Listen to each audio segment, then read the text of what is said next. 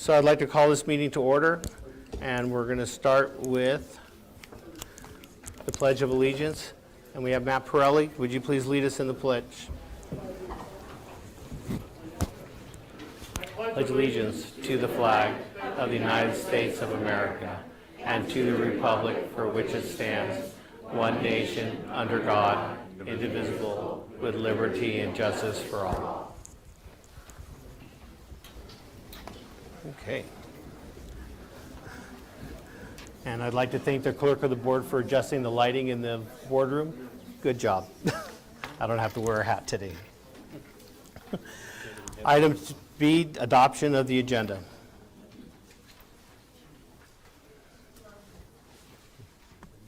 Mr. Chair, there's no changes to the agenda. Mr. Chairman, I will move that we adopt the agenda as posted and allow chair to deviate as necessary. One second. I have a motion and a second. Any discussion?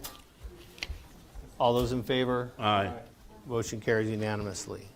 And item C, call to the public. So we're going to do call to the public at the beginning of the meeting today. And so we're going to start with Cheryl Caswell.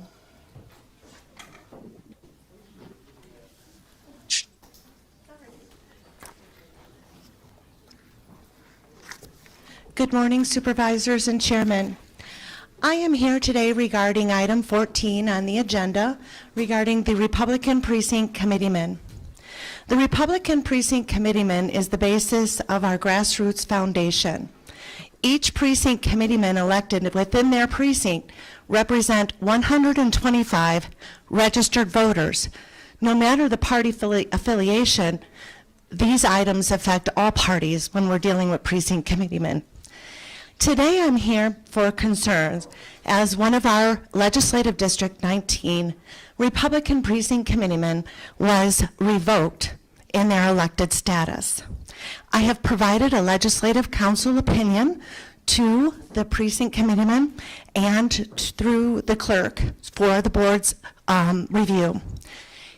A quorum warranto process is required to remove an elected precinct committeeman when a vacancy is not established. Unfortunately, that process was not followed. I am here to support, to make sure that our elected precinct committeeman is reinstated as they should be, as they represent their voters. They submitted their petition and their signatures through the election process, and they were affirmed through the Board of Supervisors in an uncontested primary election. Thank you very much today, and I appreciate your concern. I also appreciate that the item has been added to the agenda, and thank you for your time this morning. Thank you very much. Before we go any further, just want to let everybody know you have 3 minutes to speak. After you state your name and your address, your time will start, and then we need to be respectful of all speakers, so no outbursts, no clapping, no cheering, and please remember, be respectful. This is a place where we're trying to have civil conversations. Our next speaker is going to be Patricia Newell.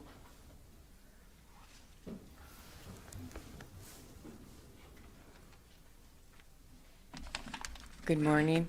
It's nice to be here. My name is Patty Newell. I am the elected PC that's been revoked from LD 21 person, chairman, and I request that my revoke be canceled and I'm reinstated as I was elected by the people of Sonoyta, and I have spent much time believing and pushing for the improvement of our voting process. I've got a packet here for each of the supervisors. It sums up all the activities that I've had participated in the last year and a half. And so I will leave that each with you, but I would very deeply consider your opinion, and I look forward to working for many years as a PC committeeman. Thank you very much. And our next speaker is Matt Pirelli.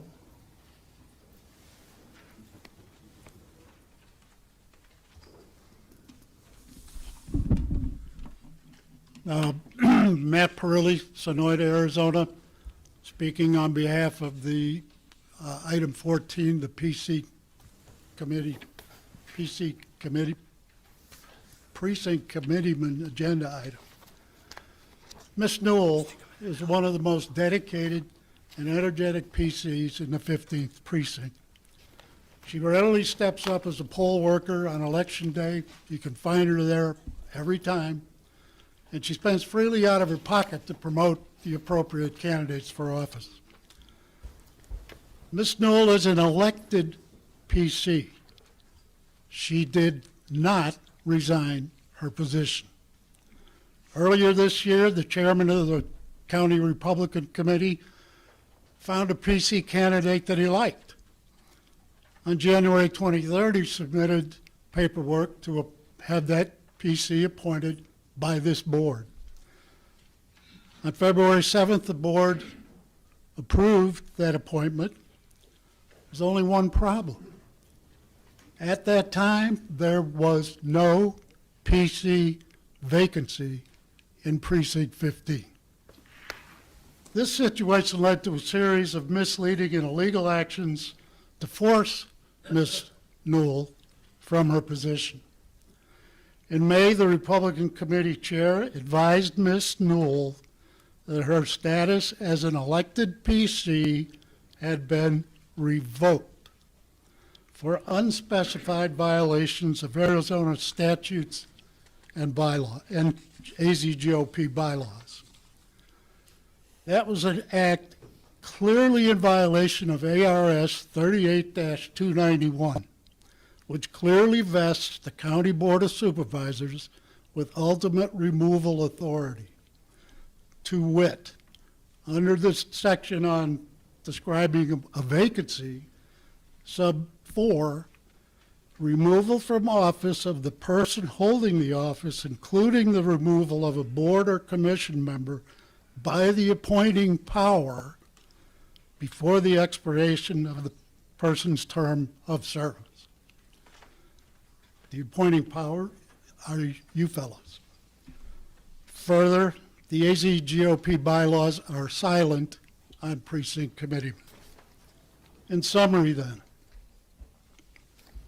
under the law, Ms. Newell still serves as an elected PC. I ask that this board affirm that today by voting the 7 February appointment of the committee candidate null and void. Further, the board should also charge the county attorney to investigate the legality of the actions of the committee, Republican committee representative. Thank you, Mr. Pirelli. That's it. Sheriff Hathaway? Good morning, sir. Good morning. Thank you for joining us this morning. Thank you very much. Yeah, I'm here to talk about item 15, and also it's a subject of an executive session, the use of consent agendas. A lot of the people in the audience in this county may be very unfamiliar with this. What is this item? And having visited various county boards of supervisors throughout the state of Arizona, it's a very common practice, and it allows the board to function more efficiently and to spend time discussing actual items that are new items that need discussion. Briefly, what a consent agenda is, it involves things that typically are numerous items that have already been approved in the existing budget. They've already been funded, they've already been discussed, and let's just say, for example, mid-cycle in the sheriff's office, if I have a detention officer that resigns, going elsewhere where they can earn more money, and then we replace that detention officer mid-cycle. The way it is now, that will show up in the regular agenda. The board will have to make a motion, a second, discussion, vote to approve or disapprove. And it's really inefficient because these things have already been discussed. They're already in the budget. They were already discussed previously. They were already funded. And there is no, like I know many people in the public may see on practically every agenda something about a new dispatcher position, a booking clerk, a detention officer, a sheriff's deputy, and the assumption may be these are new positions, that taxes are going to go up, that we're adding positions to the sheriff's office, when actually they're all within the existing budget. The budget is set every August. And, you know, you'll have your truth and taxation hearing coming up when the new budget is finalized. And these things are already in the budget, and they're just kind of recurring things where we lose personnel and then we rehire somebody into a funded position. So I like the idea of a consent agenda, a little bit just for the knowledge of the public, what that means, and it's widely used throughout the state of Arizona. What it means, there will be maybe eight items that'll appear under the consent agenda, and the board makes a motion and then second and then approves all of them. They can always be moved from the consent agenda to the regular agenda where they're discussed if there's something that merits discussion. But to me, this allows the board to operate more efficiently and to spend their time discussing new issues, not things that have already been approved and put into the budget in the past. So that's all I'm saying. That's item 15 on the agenda, and it's also the subject of an executive session. Just want to say I'm all in favor of that idea. I've seen it work in other counties, and it works very well. Thank you. Thank you very much, Sheriff. Thank you, Sheriff. Robin Lucky?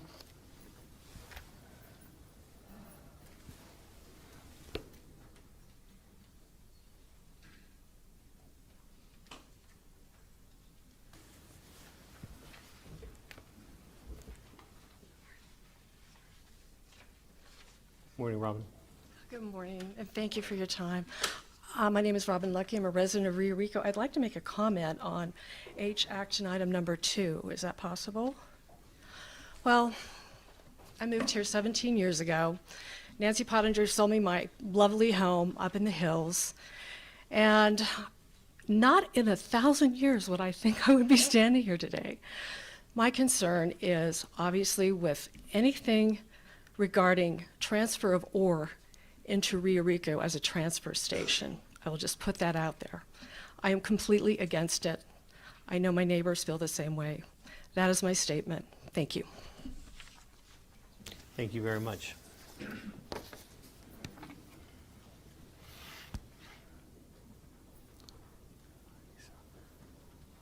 Marisa Chavez?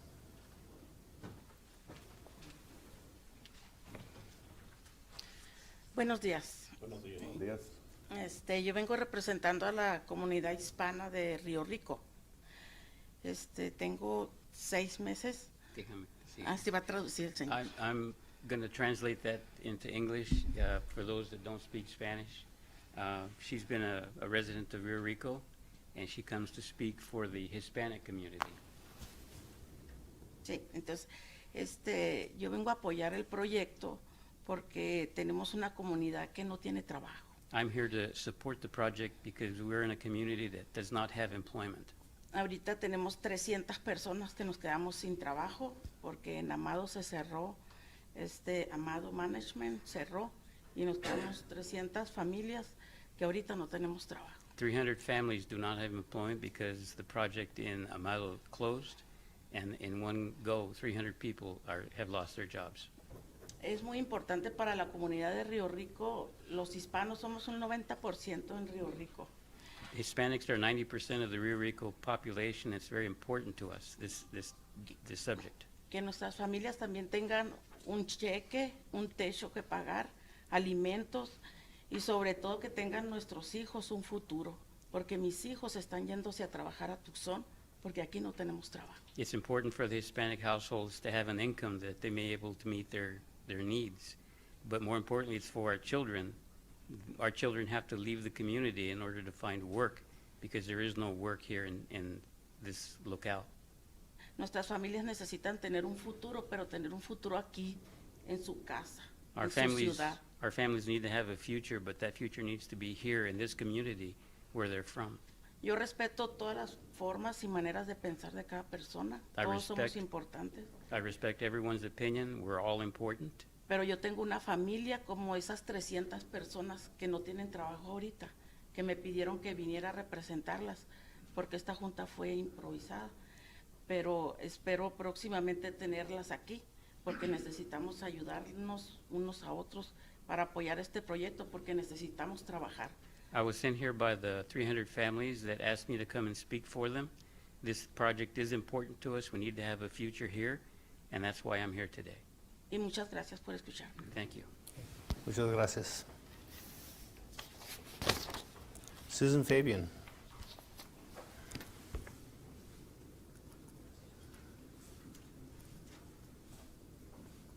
My name is Susan Fabian. I live at 20 Kent Avenue in Rio Rico.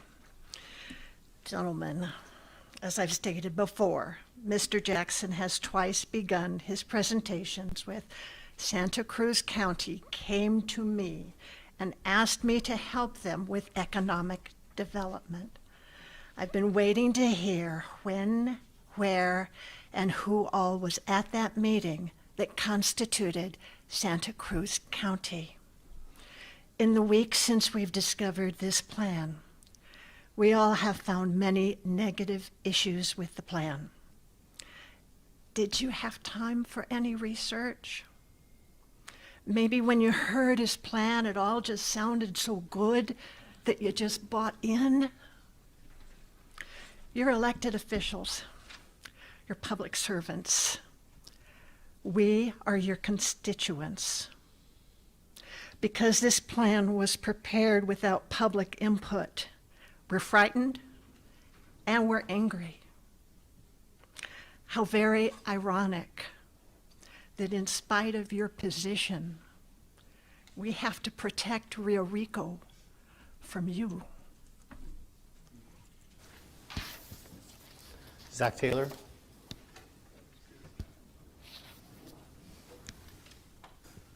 I have something. You gentlemen will need this for reference before I'm through. Thank you for your patience. I appreciate it. Sir? My name is Zach Taylor. I'm a resident of Rio Rico, Avenida Gandara. 35 years ago, my wife Estella and I and our 2 children moved to Rio Rico. Built us a house on the hill and put our kids in school in Santa Cruz County. We grew. My wife is a registered pharmacist. She served the people of Nogales for over 20 years at Walgreens Pharmacy. I was a Border Patrol supervisor here in Nogales. I retired after 26 plus years. We love this place. We were involved in Girl Scouts, Boy Scouts. I was a Cub Master, Scout Master. Our scouts were selected from Catalina Council to go to Philmont Scout Ranch for senior instructor training. We founded St. Andrew's Preschool and Daycare Center in Nogales. And I was on the site council at Rio Rico High School for 7 years. We have a different perspective of Rio Rico than most people. My kids graduated salutatorian and valedictorian from the high school, got full scholarships to the University of Arizona academically to undergraduate school. Both went to and graduated tops of both classes from their medical schools. They are both on the faculty at the University of Arizona, and they teach doctors. You have a minute left. Other Rio Rico High School graduates, Ramona Lopez, MD, Rosa Madril's son, pilot U.S. Air Force, Camilo Ahumada's great-granddaughter, U.S. Naval Academy, all Rio Rico High School graduates. There's something special about Rio Rico, and it will be destroyed if you let South 32 and Andrew Jackson destroy it. Because what they're creating in Rio Rico is people for their journey in life to be successful. Thank you. Thank you very much, Mr. Taylor. Bill Earhart. And then the next person speaking is going to be Jenny Crane. after Mr. Earhart. You can, just so you're ready.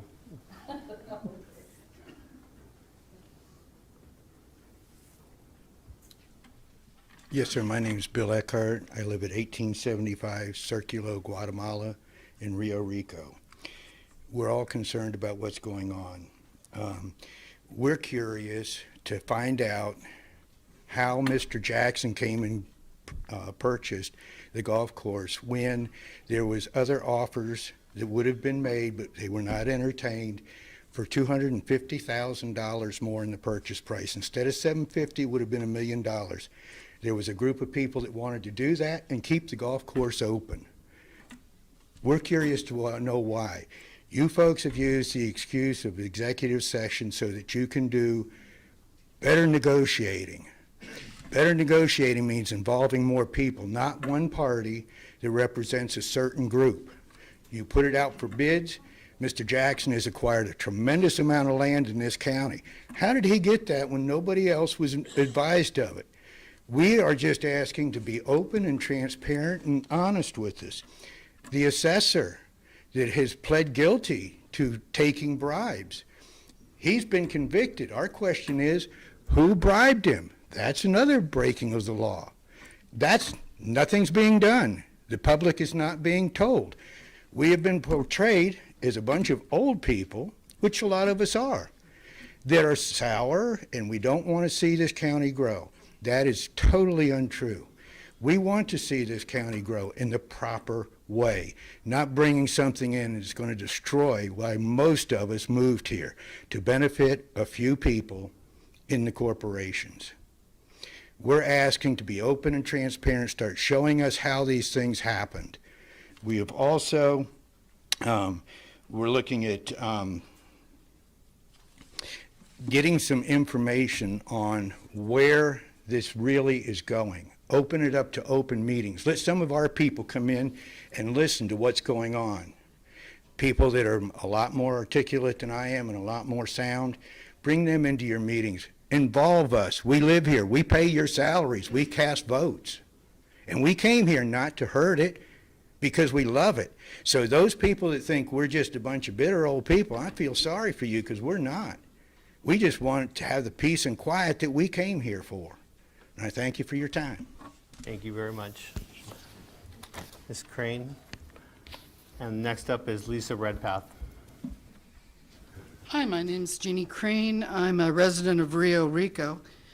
I also have a concern about the growth of a possible manganese plant and a railroad hub. I cannot find any information that indicates where these two growth items are going to be placed. And I would like to ask that there be some clarity given to this. The newspapers have indicated that the South 32 says these are going in. That makes it sound like a done deal. And if it's a done deal, at least let us know. Do we need to sell our houses now? Because I certainly don't want to live in a polluted area. A second item that I'd like to ask is if the board has any capability of talking with DOT to get I-19 cleaned up. It looks like we don't care about our community at all. And so if we're trashing our I-19 and we're trashing our environment, who wants to live here? Thank you. Thank you very much. Lisa, you're up, and the next speaker is going to be Salinas Ruth. Gentlemen of the board, last week I submitted the following. I wish to know what you know and what discussions have taken place about plans for manganese and/or other ores being trucked from the mine in Patagonia to Rio Rico to be loaded onto railroad cars. According to the Patagonia Regional Times, over 200 mining trucks will be driving through Patagonia daily. Should it be the case that the trucks are coming to Rio Rico, residents will have cause for concern about health and safety, as it will be impossible to completely seal and secure every single truck every single day. A leak will undoubtedly happen. Additionally, driving accidents will also be inevitable. Concern is warranted as the Center for Disease Control reports that exposure to manganese dust and fumes can, and I quote, damage the lungs, liver, and kidneys. Exposure to manganese dust or fumes can also lead to a neurological condition whose symptoms are similar to those of Parkinson's disease, end of quote. I was hoping to speak directly to Pat Reisner. I don't see this person yet, but this is to him and all of South 32. Say goodbye, South 32. You, an Australian mine company, are not wanted or welcome here. We, the people, are not willing to take the chance that toxic manganese or any other harmful substances from the mine will poison our children, our families, our residents. We are not willing to run the risk of having a recreation of the horrors of East Palestine, Ohio, or any of the other numerous toxic train disasters that have occurred in the United States over recent years. We are not willing to risk leaking containers, truck accidents, or processing accidents. According to the South 32 website, you do indeed have an emergency preparedness plan which is required. The very existence of such a plan confirms that accidents, or events as you call them, do happen. The question isn't how you will respond when an event occurs. Rather, the question is how soon the inevitable event will happen. South 32, you do not belong here. You are not part of our ecological or societal landscape. You will never be a positive part of the heritage and legacy of any part of Santa Cruz County. Our health and safety come first, and you are not part of that equation. Alternatively, we, the residents, welcome those who would like to be a part of the healthy, safe, forward-thinking, vibrant, and inclusive heritage and legacy of our county. We are eager to explore responsible development that will bring safe, meaningful, desirable, and good-paying jobs and education to a wide spectrum of Santa Cruz residents while maintaining the safe environment and quality of life that we treasure. We want the county to create a steering committee of volunteers who will act as consultants and provide feedback on proposal plans. We reach out to those who are ready to roll up their sleeves and get some meaningful work done for the benefit of all, not just a chosen few. We look forward to you reaching out to us, and thank you for your time. Thank you very much, Ms. Redpath. Ms. Ruth, and following Ms. Ruth is going to be Darlene Allen.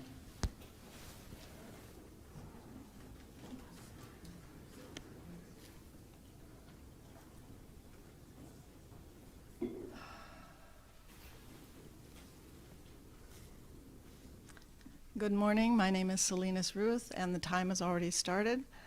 I live at Avalon Gardens.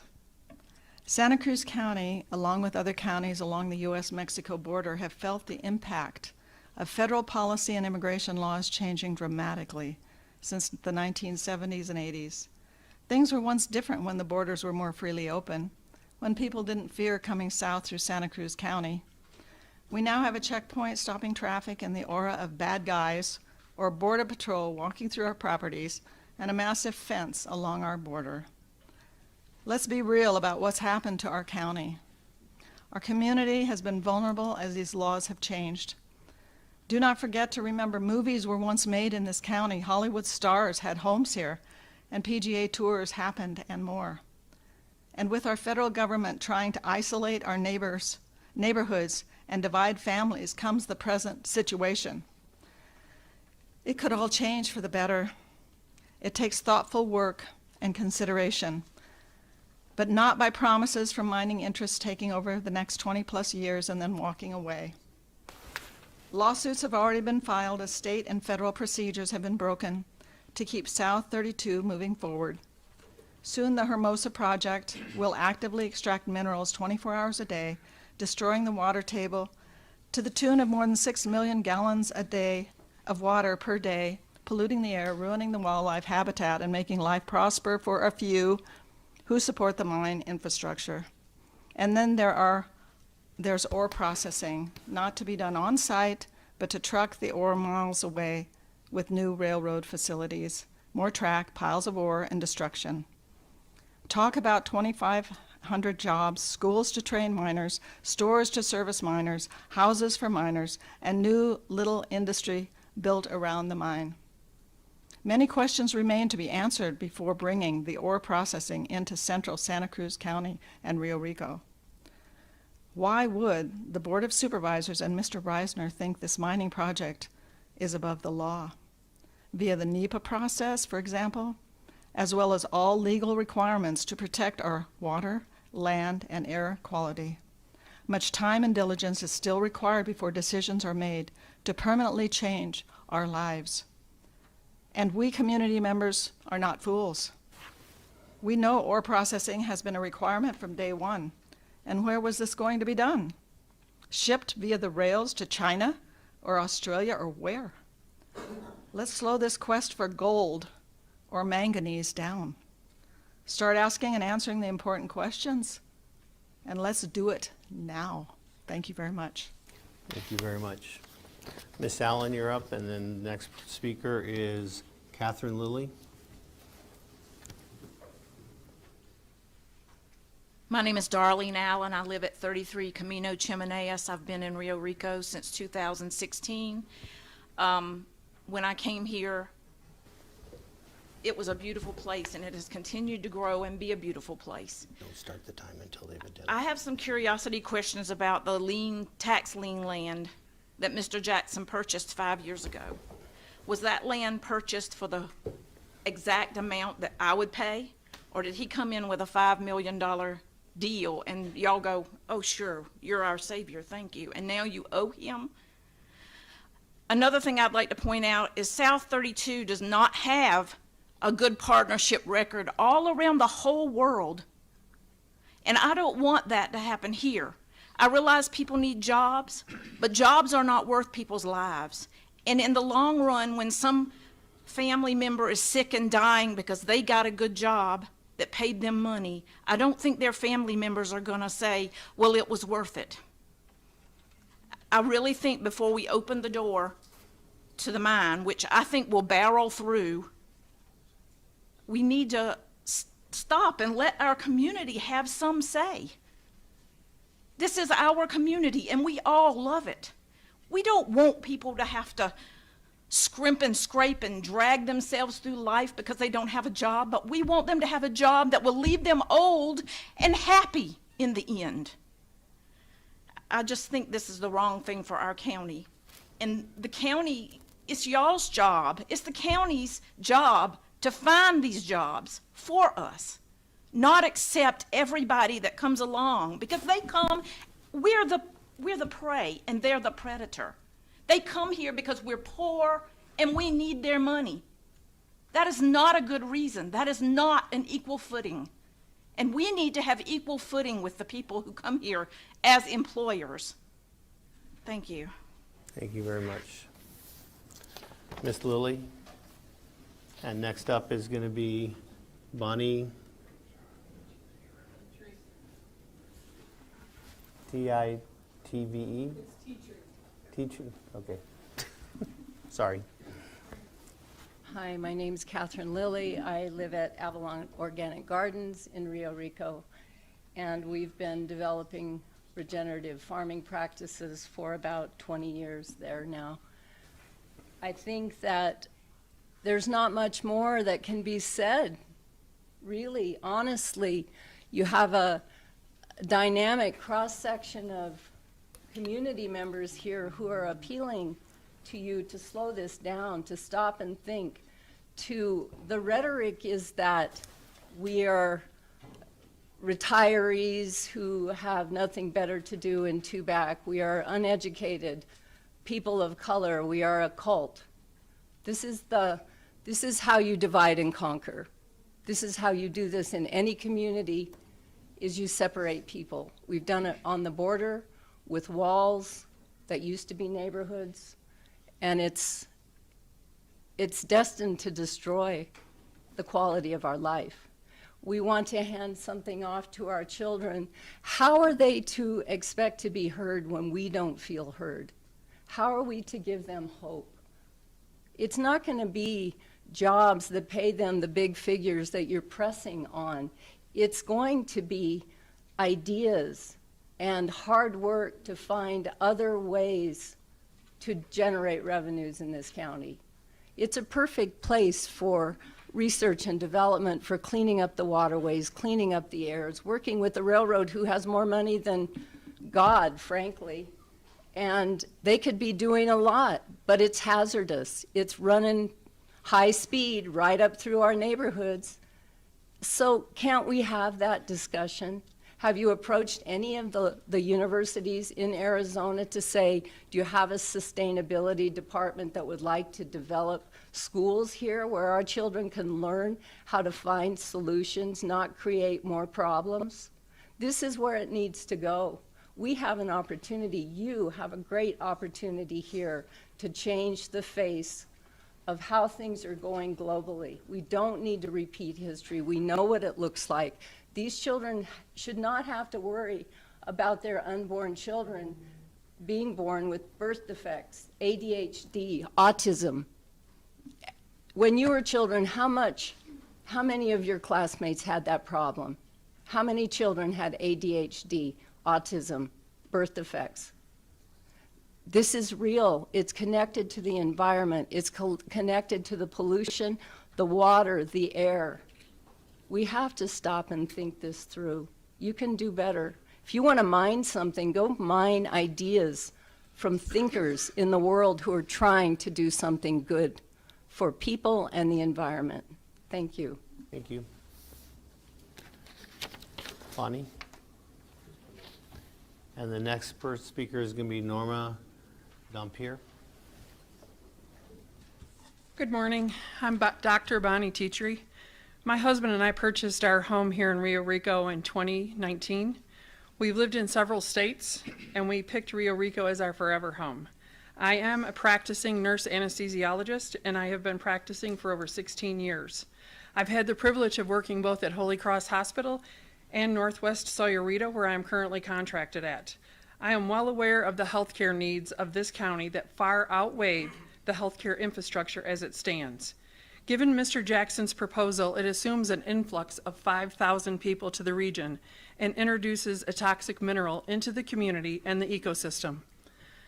I have grave concerns about the healthcare system in this county with this. The nearest Trauma 1 facility is in Tucson. There's 2 of them there. We don't even have a cardiac cath lab from the border to Tucson if you were to have a heart attack. Manganese is a neurotoxin. It's known to cause inflammation, oxidative stress, impaired cognition, ADHD, anxiety, brain damage, Parkinson's. It may impair sleep, ALS, decreased reproductive health, early onset puberty, asthma, in children growth and development problems such as bowed legs, abnormal curvature of the spine, pelvic deformities, and breastbone projections. The effect of women on childbearing age is increased premature delivery and complications of childbirth. What plan is going to be in place to safeguard these workers? Are you going to supply them with clothing to wear and personal protective equipment? How are you going to launder all of that without having water run off into the groundwater? What is your plan for a decontamination for a toxic spill? Have you considered one of these semi trucks hauling it, having an accident, and then you have a spill off running into the groundwater? This is too high of a risk for our community. You need to slow down on the mine. I am all for homes and jobs for people in this county, but we need to work together as a community on that, not just let 2 people be getting all the money from this. Thank you. Thank you very much. Ms. Norma, and the next speaker is Cynthia Colbert will be the next speaker. Hi, everybody. My name is Norma Dampier. I live at 420 Camino Josefina in Rio Rico. Rio Rico in Santa Cruz County is the most uniquely beautiful, heart and soul tugging place that draws in people from all over the world. Please don't allow a cookie cutter every highway in the USA development on I-19. Please don't allow a beautiful agricultural area to be choked by pavement and concrete just so the developer and the county can make an easy buck. Please challenge developers who would like to have the privilege of building in this area to create something that is a unique and beautiful as our area is. And if they can't create something to enhance the beauty, they aren't the right developer for our county. Please don't destroy the Santa Cruz County that Isabel Cristina Flores wrote about in her award-winning 1999 essay that's posted in the lobby, and I encourage everybody to read it. It's in the lobby here.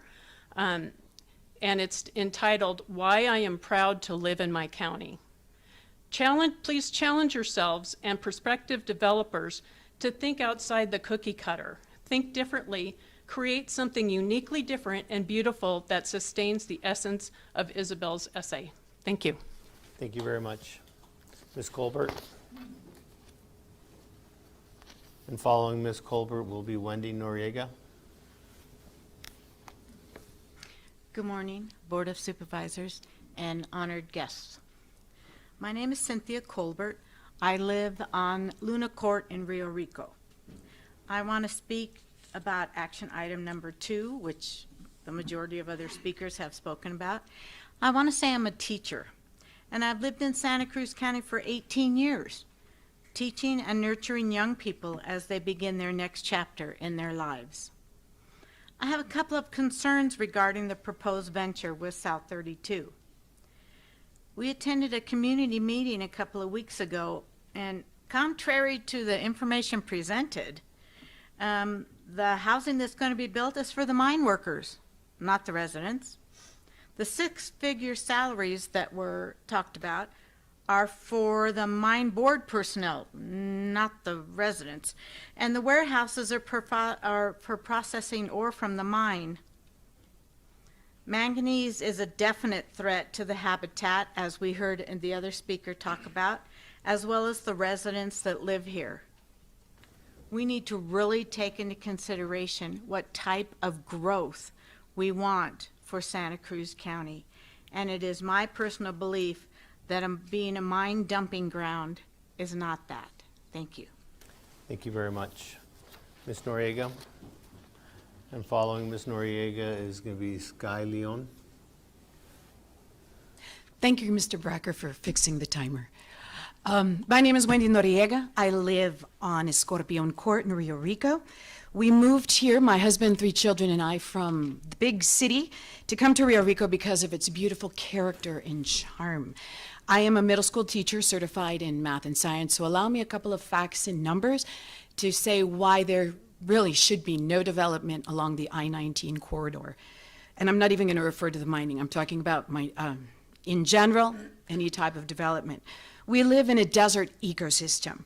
The habitats of those animals are shrinking, especially the 8 endangered animals that are found in our county. Tumacacori Mission is an international dark sky park. Animals, at least half of the wildlife species in the desert, need the absence of light. It is part of their habitat. They use it to hide from predators, from foraging, for mating. And when there isn't any type of development, there is light, and that is going to severely affect our animals, especially Rio Rico, that used to be a beautiful bird watching oasis. Birds need that night sky and those stars for navigation. That will be affected. According to the plan, it states that the proposed development will conform to the outdoor lighting regulations in the zoning and planning code. But that doesn't mean it's going to respect the desert's need for a dark sky. I also want to think about the water supply. There's going to be a lot of competition. Recently, Arizona was asked to lower our use of water. This development will create a lot of competition. And I know that the property holds some of the most senior vested water rights, but we are a huge community, and we also need those water rights. Historical sites will be affected. San Cayetano de Calabasas Mission off Pendleton and Onset Trail will be affected by any type of development, by an influx of housing and people. Crime in developed areas, here's the math teacher, goes up 29 to 42%. According to the U.S. justice system, we need to consider what developing will do to our community. Also, urban heat islands, cities, and developed areas have air temperatures 1 to 15 degrees higher. Summer's been hot enough, thank you very much. Urban development and progress are not synonymous. We need to preserve the character and charm of this community. Mis hijos se han salido para tener trabajo. Sí me da gusto que ellos han establecido sus vidas, que han salido, que se dan cuenta que pueden hacer sus propias vidas. Y por favor, les pido, preserve the character and charm, because when my kids come back to visit me, that's when we have our beautiful times, when they can enjoy this beautiful community of Rio Rico. Thank you. Thank you very much. Sky Leon. And then the next speaker is Wendy Islas. Good morning, supervisors. Good morning. I'm also a teacher. My name is Sky Leone. I live at 13 Tierra Lane in Tubac. I guess it's time for the teachers to talk right now. I'm against the proposed comprehensive plan amendment submitted to the board by Andrew Jackson. It appears what's going on here is a shameful and deeply disturbing procedural hustle by the Board of Supervisors. The public needs to be given sufficient time to understand and comment on the specific activities and infrastructure these proposed zoning changes will bring. The public needs much more time for comment. Much more time for comment. Many months, if not more. It also, unfortunately, appears the Board of Supervisors is once again participating in a speculative land development hustle, a repeat of the 1967 county approval of Rio Rico by Gulf American, a fraudulent corporation that went bankrupt 8 short years later, never delivering on its promises, and leaving the county to deal with the financial fallout for decades. You may be acting within the letter of the procedural law here, but given the enormous scope, the requested comprehensive plan amendment, you are decidedly not within the spirit these procedures speak to. The speed at which you are currently proceeding is nothing short of criminal, and doing so is a tremendous disservice to the residents of Santa Cruz County. Please, slow your roll. Thank you very much. Wendy Islas. And then the next speaker is Ed Pearl.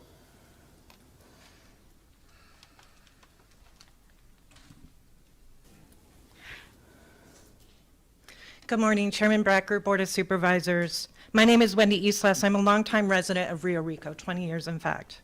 I reside within 300 feet of the proposed Baca float plan for rezoning and development to support South 32, of which I oppose.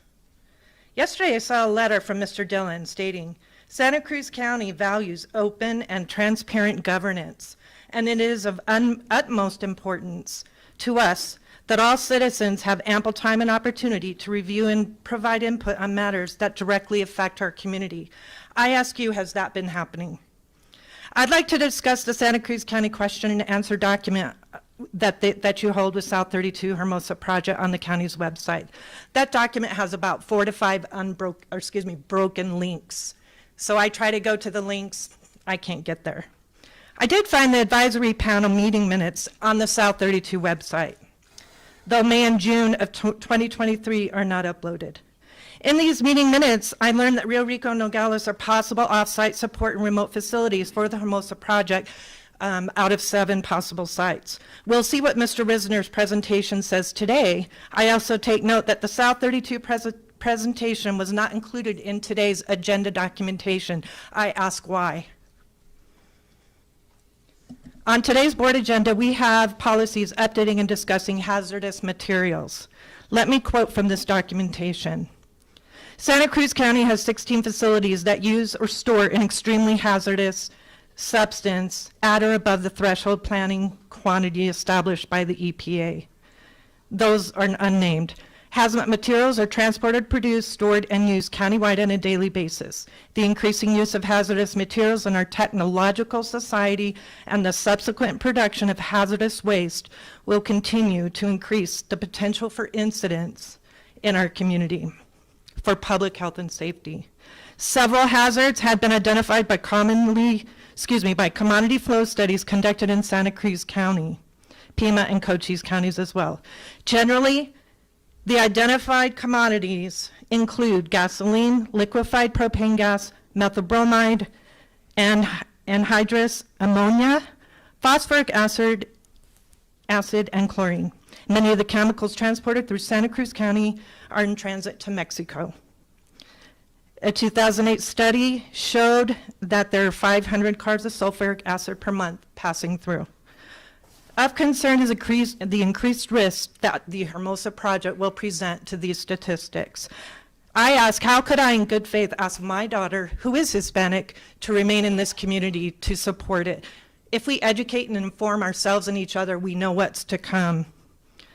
I want to remind the board that you work for all of us and not just a couple of entities. And I thank you for your time. Thank you very much, Ms. Islas. Ed? And following Ed is Devin Randolph. Good morning. My name is Ed Pearl. I live on Rio Rico Drive. And I just want to say for the record, I am not retired. I am still working. And I probably have the longest commute of anyone in this room. I have to drive to the Tucson airport, then get on a plane to Las Vegas, Nevada to go to work. So thankfully I don't have to do it every day, but it's worth it to me. That long commute is worth it to me to live here because I love it here. I don't need to go into the toxicity aspect of manganese that's already been talked about, but it's horrible stuff, horrible. And I would say to anyone who says, oh, but the jobs, do you want your kids to die? I'm sorry, but that's the reality. If this manganese is so toxic. I would encourage anybody in this room who hasn't already watched Manganese Road on YouTube. It's an excellent video that exposes what this company, South 32, has done all over the world. They do not have a good track record. They left a huge toxic mess in South Africa. Many people there got sick, came down with Parkinson's type syndrome. So, and as far as I know, they didn't clean it up or any of that. We do not want that stuff coming here to Rio Rico to be loaded onto trains. The chances of an accident, 280 trucks a day coming from the mine to here to be loaded onto trains, the odds are very high that there will be an accident.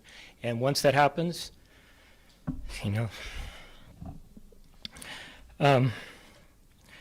Okay, what can else? I want to read something that Wendy mentioned, the meeting minutes on the South 32 website. I encourage all of you to go to that website and scour through those meeting minutes. It'll blow your mind. I want to read a portion from the April 2003 meeting minutes.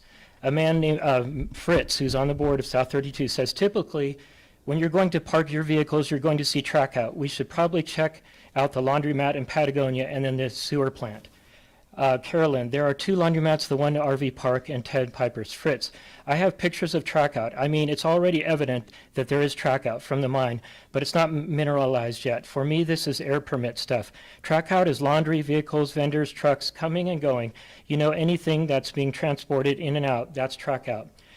Fritz, well, conveyor belts are going to fail. You're going to get dust collectors that's going to fail. You're going to get slurry lines that fail. That place is going to get slowly contaminated. And it's like we went up for that tour in January, you know, yes, and we're walking in the mud, and then we drove off. You can't tell me you're going to have a perfect mine site. That's from them. That's their own words. Read it for yourselves. There's much more of that on their website. God help us. Thank you. Devin Randolph.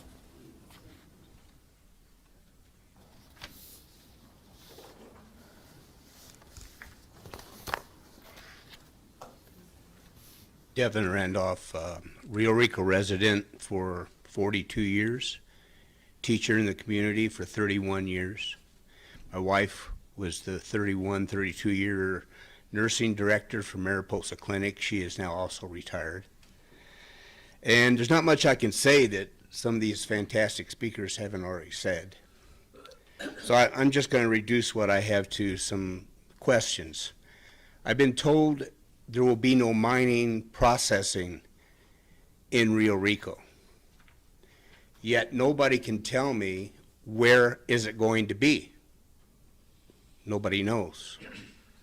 I've been told they want to put in a mining control center because it's an automated mine. Made no sense to me really why 35 miles away from the mine until I understood that they're planning an ore transfer facility in Rio Rico. Well, now it makes sense why the control center is in Rio Rico. I've been told, don't worry, Mr. Randolph. The ore will come on trucks in sealed containers. It will be loaded on trains in sealed containers. Yeah, right. We've already heard about spills and accidents. I was told, don't worry about the extra pollution from the trucks, 200 plus trucks coming in every day. We already have a large amount of semi-trucks for the produce industry. It's all going to be EV trucks. Come on, we know how far away we are from perfecting electric heavy haul trucks. They can't even keep their school buses, their electric school buses going back east. As for the Hispanic community and their concern about their children, we all love our children. I've raised 6. They all got educated here. They all went on, found their own careers. They all did fine in Rio Rico because they wanted to. Any child that wants to succeed, wants to get educated, that can happen in Rio Rico. And my children come back to visit every chance they get. Some of them live fairly close, some of them live very far away. So I guess my big question is, where's this processing center going to be? We don't want the ore in our community. No mine facilities in our community, no manganese or other ore, no heavy industrial manufacturing of any kind, no pollution, no ravaging our community. Thank you. Thank you very much.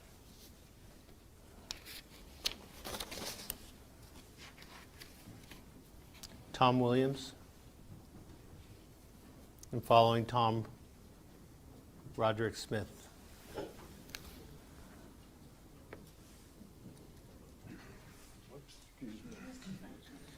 Good morning. Years ago, our home is in Rio Rico, of course, and we live off of Palo Parado, just off of Pendleton.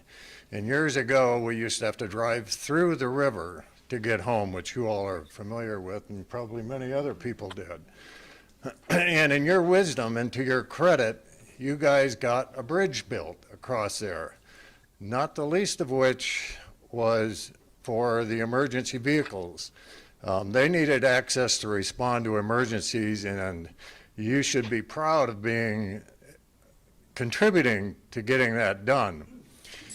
By South 32's own admission, if they have 200 trucks a day, not even counting the support vehicles moving around these roads, number one, is it going to slow down emergency response? Number two, what's it going to do to the infrastructure, the roads and everything? You have that many heavy-duty trucks going around, it's going to destroy that. Not the least of which, it's going to destroy our environment. There's going to be noise pollution, eye pollution, air pollution, water pollution. And to your credit, as I said, you got that bridge built. Recently, you also got a walking, hiking, biking trail built along Pendleton. And that's to your credit too, you did good on that. Both of those projects benefited hundreds, if not thousands of people. That's great. If you approve this South 32 thing coming in, it's gonna benefit one major landowner and one foreign corporation. It's not going to benefit anybody else. You're going to destroy our environment. This Santa Cruz River Valley is a gem, and we need to preserve it. Lastly, I'd like to offer this. Each of you, do you want to be the guy standing on the Palo Parado overpass with your children and your grandchildren looking out over the valley, and it's green and lush, and you've maintained the flora and fauna in this valley, and say to them, when it was my turn, I stepped up to the plate and I preserved all that? Or do you want to be the guy standing there with your children and your grandchildren looking out over warehouses, concrete, trucks moving back and forth, dirty air and pollution, and say to them, are you proud of me now? When it was my turn, this is what I allowed to go through. So step up to the plate. We don't, let me be clear, South 32, we don't want your dirty trucks here. We don't want your pollution. We don't want anything that you do with this. You're going to come in and rape the Patagonia Mountains, and then you're going to destroy the Santa Cruz River Valley. Just go someplace else. We don't want you here. And you've riled the citizenry now, and we're going to fight you every step of the way. Thank you. Thank you very much. Mr. Smith?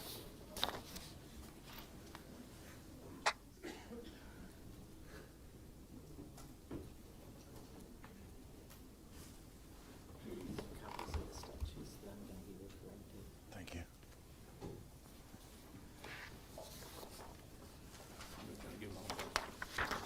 Okay.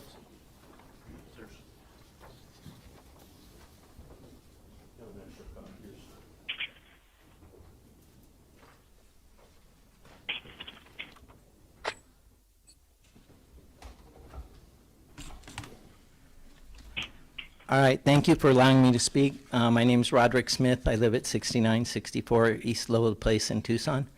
I am the second vice chair in LD 21, and we have PCs that are in Santa Cruz County. So I'm directly affected by the actions of your supposed chair. Right now, the issue at hand is H14, the authority to void. And I'm here to challenge the authority, period. How does a chairman get authority? It's granted by the revised statutes, specifically 16824, meeting organization and officers of the county committee. It states, the county committee shall meet for the purpose of organizing no earlier than 10 days after the last organizing meeting of the legislative districts that are part of the county.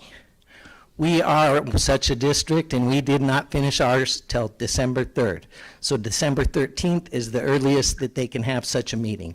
He had his, according to their website, on October 11th, more than 2 months before that date. That's not a lawful meeting. And in continuing, it says, and in any event no later than the second Saturday of January the year following. Well, that's not a concern. The county committee shall elect from its membership a chairman, a first vice chairman, a second vice chairman, a secretary, and a treasurer. Now, what is the county committee? The county committee is defined as all the committeemen residing in the district. That's 16821. The whole number of precinct committeemen of a political party shall constitute the county committee of the party. So all the elected PCs at the time are the party. So they have to elect him. Now, how do they elect him? It says, okay, before that, in addition, it says, if there's no legislative district committee for a district in that county, which there is, the county committee shall elect state committeemen. He elected state committeemen at that meeting. Those committeemen are not committeemen. He's not a county chair. You guys have not appointed any appointees at the referral of a county of a county chairman. So I too would ask that you have your county attorney investigate this, and the ramifications are profound. Suzanne Jenkins wanted to be a state committeeman, and she had the right to be elected at the LD. And I had the right to vote on her. Everyone in the LD had the right to vote on her. She was denied that right and disenfranchised. And he most certainly doesn't have the authority to remove an elected. The electeds are the only legitimate committee that you have. The county committee is only the electeds. The rest aren't valid. So he doesn't have the authority to void her. Thank you for your time. Okay. Thank you very much. Lupita Gonzalez.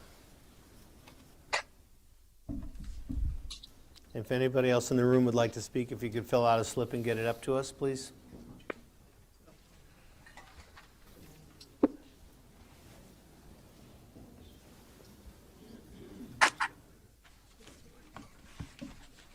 Good morning, everyone. My name is Lupita Gonzalez. I've been raised in Ambos Nogales and also in Rio Rico. I work in serving rural, border, and underserved communities along our border here in the southeast of Arizona. I am concerned for the lack of education and transparency being provided to the community in a culturally, linguistic, and appropriate manner, including age-appropriate. The information has not been delivered in ways that all of the audience and all of the age groups may be of understanding. Where all of this can actually explain the impact of manganese may be affected in their nervous system. Keeping this in mind, yes, jobs may be available, but this will be family and friends who may have their nervous system and their health compromised. Transparency in both languages, English and Spanish, will be very helpful here to our border town community. As we all know, we all speak both languages. Transparency is very important, especially when we simplified the education utilizing the class standards provided by the government. We all in this room can raise awareness with respect, humility, and culture, and respecting our culture before any type of decision making involving our community. Thank you. Thank you very much. Is there anybody else in the Board of Supervisors room? Did you fill out a slip?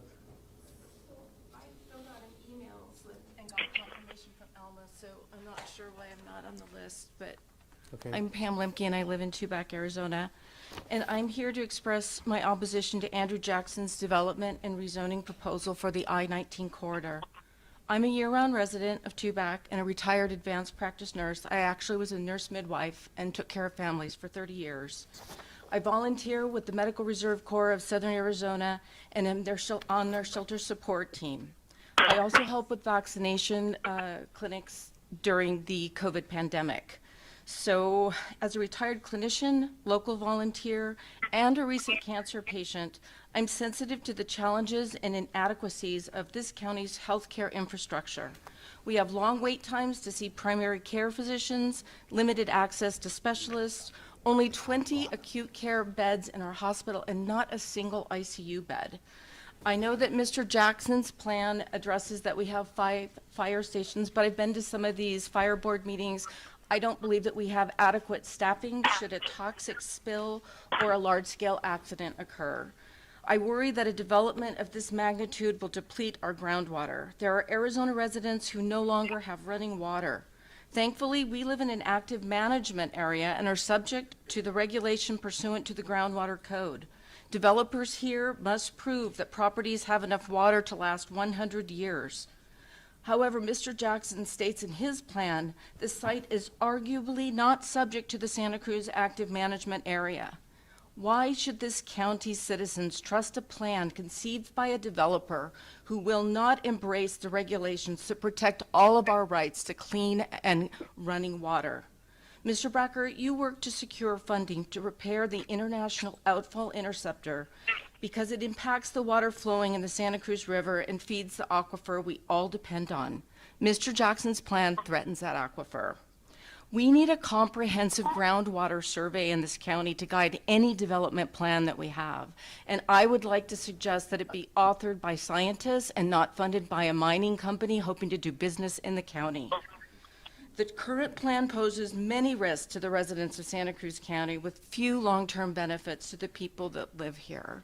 So please, let's grant an extension and involve the talented teachers, scientists, and the people that know about the infrastructure's limitations in conceiving this plan. Thank you. Thank you very much, Ms. Lemke. Carolyn Schaefer. Greetings, supervisors, county staff, and the public. I am Carolyn Schaefer, Board President of Patagonia Area Resource Alliance, also known as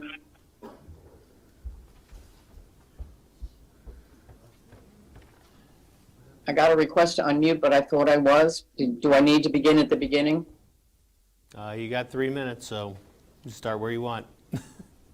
Well, it told me to unmute, Mr. Bracker, sir. That's why I'm asking. I was already unmuted. As you can hear me, I will now begin. Oh. Greetings, supervisors, county staff, and the public. Restart the time. You're unmuted and we can hear you. Thank you. I am Carolyn Schaefer, Board President of Patagonia Area Resource Alliance, also known as PARA.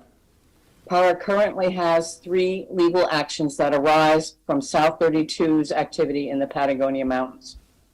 The first is with respect to an aquifer protection permit, a legal action by PARA against a state agency for its failure to follow state statutes that require a point of compliance. The next legal action involves the Arizona Pollutant Discharge Elimination System permit. This legal action by PARA is against a state agency for failure to follow Clean Water Act regulations. The third legal action is a Forest Service permitting exploratory drilling at South 32's flex site on public lands. PARA and other nonprofit organizations filed a lawsuit against the Forest Service for failure to follow regulations for review of exploratory permits. The Environmental Defense Fund recently presented to the town's Flood and Flow Committee about the realities of ground rural issues in Arizona. Not all of Santa Cruz County is designated as an active management area. Water is the #1 priority for voters. Please listen to your voters. This county's vibrant, nature-based restorative economy and the health of our natural resources must be protected from the realities of 21st century industrialized mining in what is recognized by scientists as a global biodiversity hotspot. We are at a choice point. Please, let's join together and make a long-term choice for thriving and resilient community. Thank you. Thank you, Ms. Schaefer. Blue Evening Star.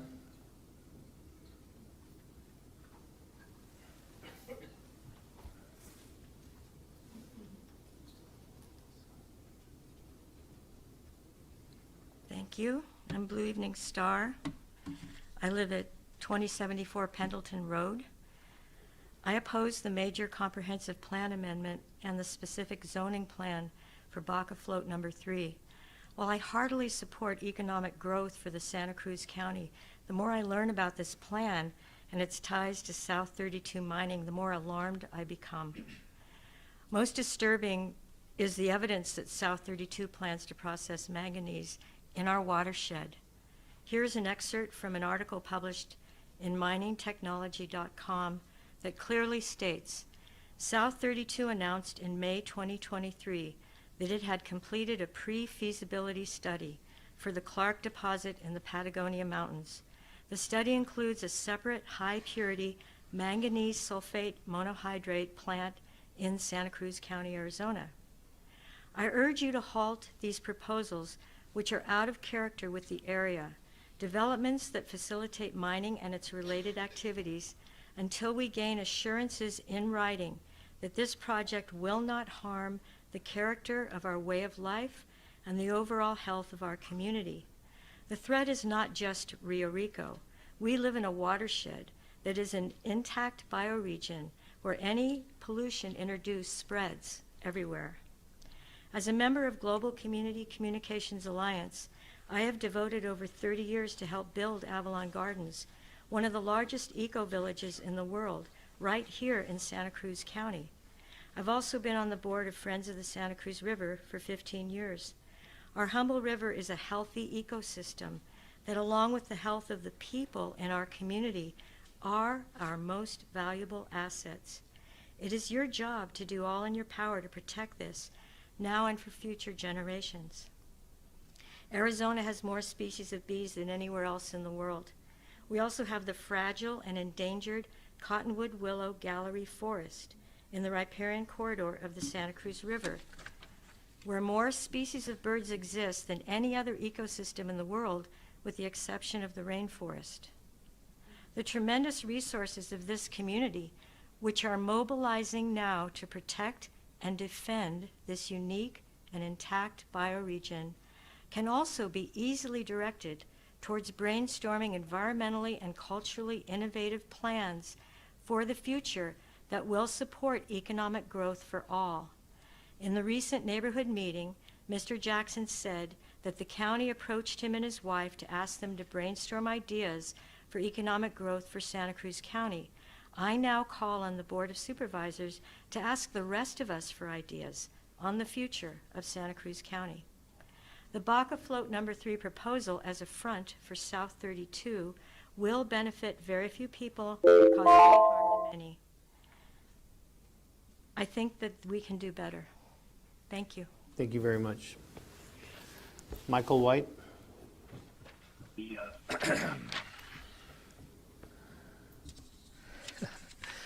Thank you for not starting the clock until I introduce myself. My name is Michael White, and I reside at 2074 Pendleton Drive in Rio Rico.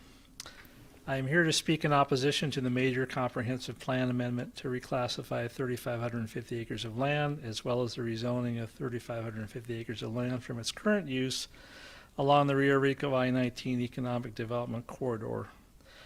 This proposed rezoning of over 35 acres owned by Andrew Jackson has the potential to change Rio Rico forever, and for this reason needs to be carefully reviewed and considered before proceeding. Mr. Jackson's vision to raise the standard of living for the average Santa Cruz resident has merit, but let's figure out how to do this without harming all of the qualities that make Santa Cruz County special. A citizens task force should be established to consider all of the potentially adverse impacts of this project, as well as explore other approaches to grow the Rio Rico economy in ways that are less potentially destructive. For example, Rio Rico could become a center for regenerative agricultural research, and in this way provide employment as well as preserve the environment. And no doubt there are many, many other ways to appropriately grow the Rio Rico economy as well. Much of the acreage under consideration consists of large ranches and farms along the Santa Cruz River. The Santa Cruz County 2016 Comprehensive Plan Central Santa Cruz County Character Area speaks to preserving these properties. Here are a few direct quotes from that plan. From page 14, quote, "The historic, cultural, ranch, and agricultural heritage of Santa Cruz County is preserved through land use patterns and development styles." Also from page 14, quote, "Given the natural, cultural, historic, and ranching qualities of the Central County Character Area, it is essential future developments be master planned and designed to include open space, to consolidate infrastructure requirements, and to preserve the independent historic, cultural, and ranching sites of the area." From page 15, quote, "Protection must be provided for natural and cultural resources and to maintain the beauty of the natural landscape." From page 16, quote, "The Santa Cruz Valley is rich in natural beauty which needs to be cherished and maintained while the growth in the economy of the 21st century expands." It would seem the easiest way to realize the goals that are stated in this plan would be to simply keep the existing zoning as it is. Changing the zoning on a massive scale that is proposed would be like opening up Pandora's box, as we have no idea of the unforeseen negative consequences of doing so. I urge the board to indefinitely table these proposals until a thorough study of this matter with full participation of the public has been completed. Thank you. Thank you very much, Mr. White. Please control your outbursts, or I will ask you to be removed from the room. We've done a great job to this point of having a respectful conversation. Let's just keep moving forward. Emily Dukes. Are you in the room, Emily? Or are you online?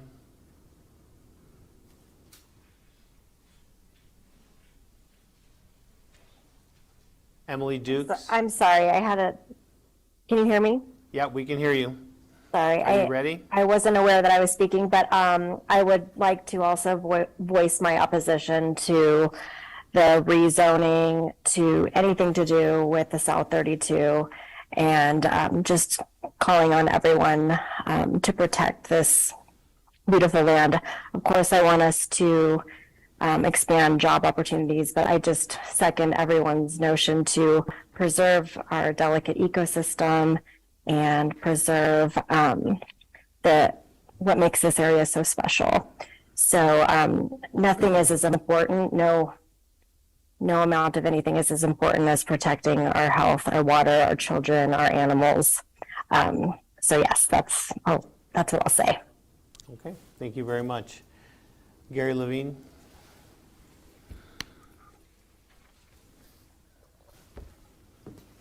Morning, Board of Supervisors. Morning. Gary Levine, Camino Cumbre, Rio Rico. Two points. Opponents of the Jackson rezoning proposal have been criticized for not acting in a respectful manner, both by the Jackson camp and by certain officials of our county government. Allow me to give you yet another example as to why some residents find it necessary to respond in that manner. If anyone here should be criticized for being inexcusably disrespectful, I would suggest that our supervisors read a letter that was written by one of Jackson's employees, the manager of Baca Float number 3. That letter by Christine Labario, which was in the July 7th of the Nogales newspaper, was so full of derogatory and insulting comments directed toward those opposing this rezoning that I almost don't know where to begin.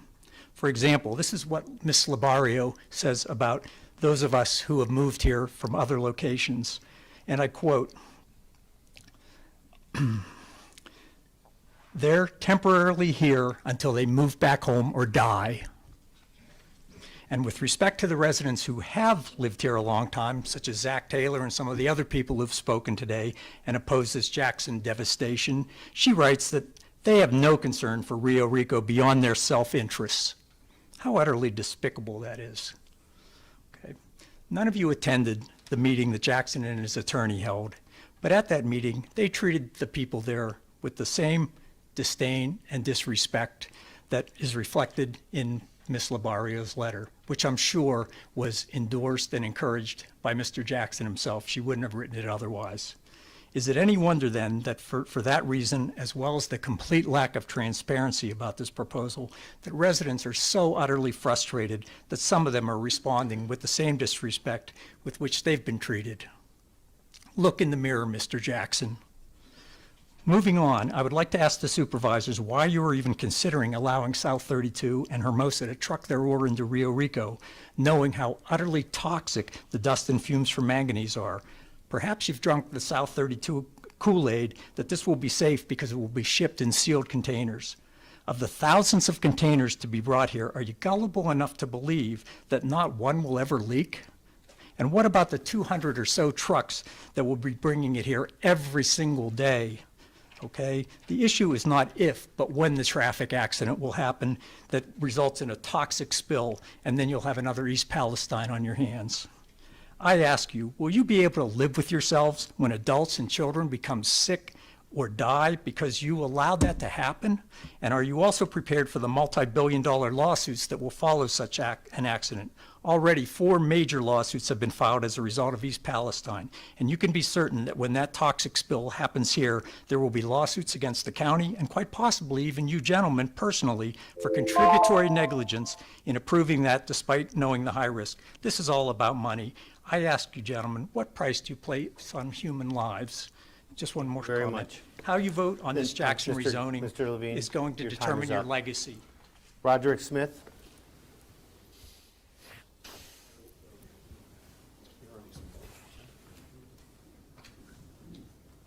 Roderick Smith? He already responded? He already spoke. Thank you. Cheryl Caswell? I had already spoken as well. Thank you. Is there, let's see, Carolyn Schaefer, is there anybody else online who would like to address the board? You need to raise your hand, and if you're on the phone, you hit *9. Yes, I've been. Javi, can you find?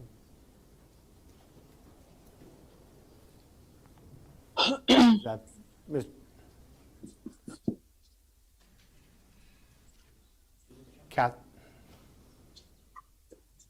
Catherine Ituli already spoke. Yeah. Okay, Catherine? Yes. Okay. Your 3 minutes Can you hear me? starts. Yes. Okay. I am Catherine Ituli, born and raised in Nogales, Arizona, and a resident of Rio Rico off and on for decades. Since 2015, I am now a full-time for all-time homeowner and have no plans to go anywhere else. I would like to address the Spanish-speaking lady at the beginning of this meeting at approximately 9:45 this morning. She said that she speaks for the entire Hispanic community in Rio Rico. And then she said that she speaks for 300 Hispanics in our community. Well, where are the signatures of these 300 Hispanics that she supposedly speaks for? I personally have a Facebook group of over 70 people who all live in Rio Rico. And I know of another group that has approximately 300 people, 300 members, all of which are, everyone in both groups are against this proposal. And a good majority of these members in both groups are young and Hispanic. Okay, so maybe someone should educate the Spanish-speaking lady who is in favor of this proposal that no amount of money or jobs will be worth an unhealthy, toxic, noisy, stinky, polluted, disgusting environment.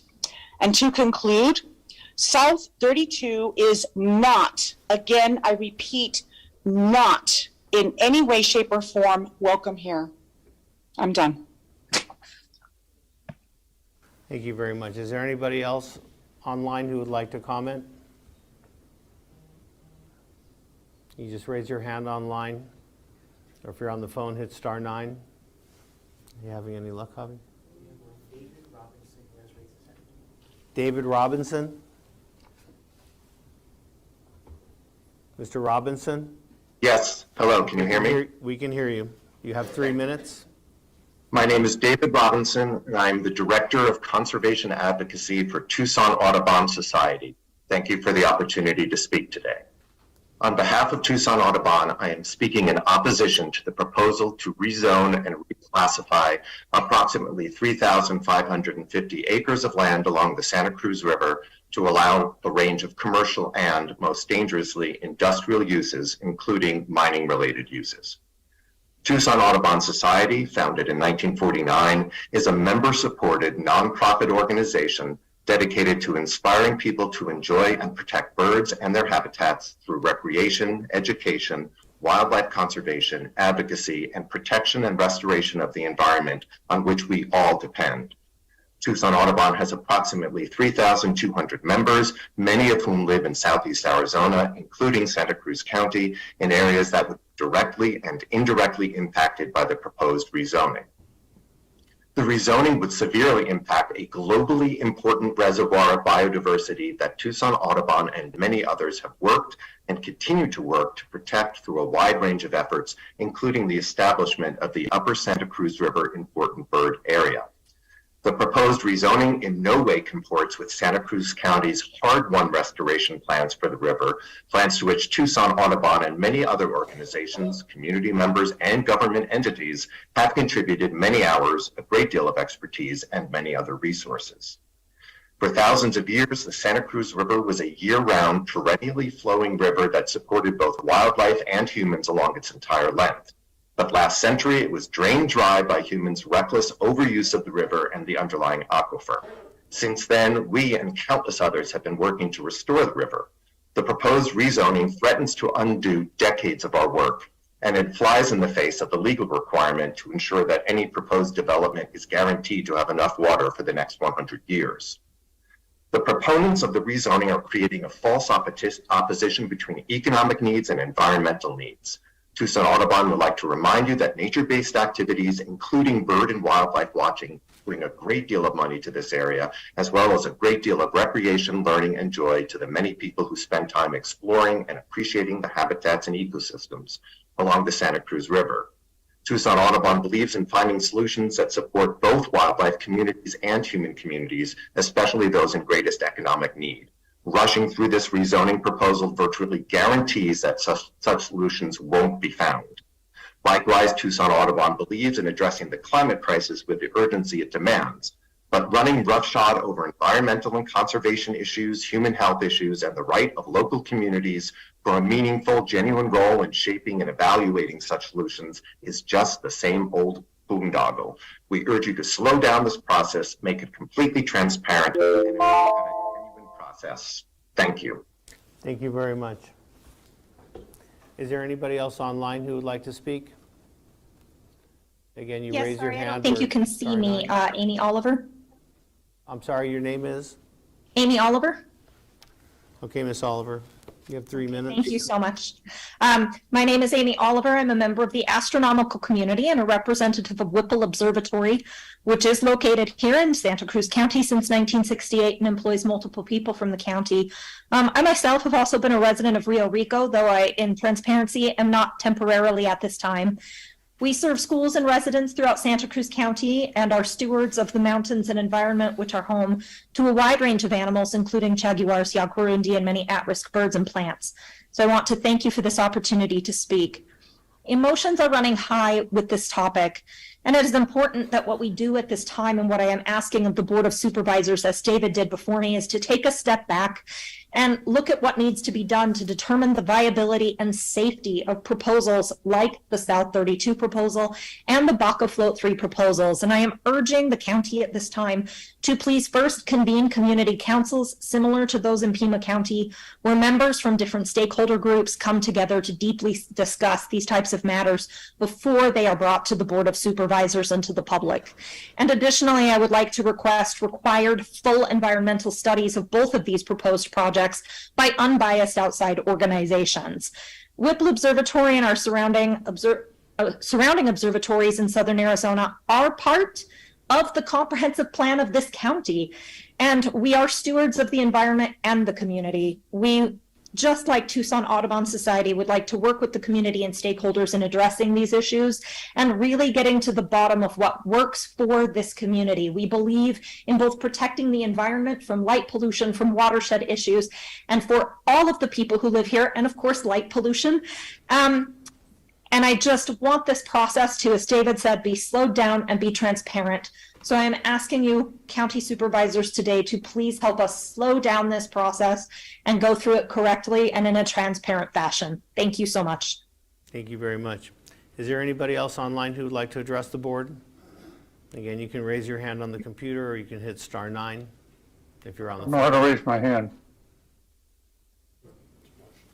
Marshall, I can't see you. Marshall Magruder. This is Marshall Magruder. Can I Hi, speak? Marshall. Yeah, we can hear you. Are you ready to speak now? Okay, yes, I am. Okay. I've been a member of various committees within the county, including an energy commissioner for several years. I did not intervene in the transmission line siting for this case due to health issues.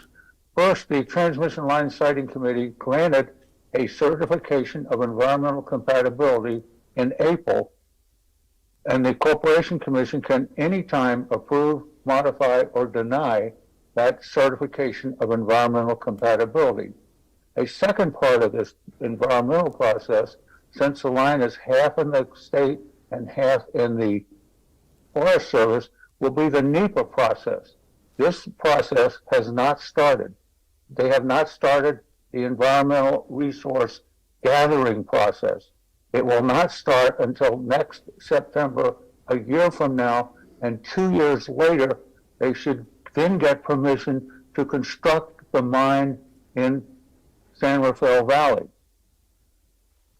The Forest Service and the NEPA process may not permit the project, and it cannot be constructed without the Forest Service approval. It might not, and it's years from now. It's premature to develop Rio Rico for a mine that might never be approved. We can look at the Rosemont mine, and I intervened in it in 2007, and it might not ever be approved. During the REPA process, there are several public actions that must be responded by the Forest Service in writing. Unfortunately, the Forest Service office is in Sierra Vista, and it will lead the NEPA process for this mine, not the local Nogales office. I recommend that all NEPA meetings and actions concerning this process should be centered around the Nogales Forest Service Station in Santa Cruz County and not in Sierra Vista and Cochise County. It will be very hard for us all to drive 85 miles to a meeting in Cochise County. Remembering on a new subject that the Propositions 400 and 401 overturned the county commissioners' approved permits for thousands of homes in the northwest part of the county. That project would have exceeded and used all of the excess water that enters and leaves Santa Cruz County, Santa Cruz Active Management Area, where the groundwater is controlled by the Department of Water Resources. When this excess, see our comprehensive plan, is exceeded, then water permits will not be allowed. And water will have to be trucked in and not pumped from the ground. Just like the Navajo Reservation.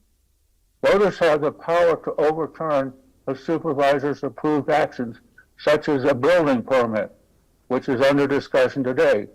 Marshall? In the last case, 72% voted against the project. Marshall, Yes. you're over your 3 minutes, I'm sorry. Okay. Thank you for making your points. Thank you for calling in. Is there anybody else online who'd like to comment?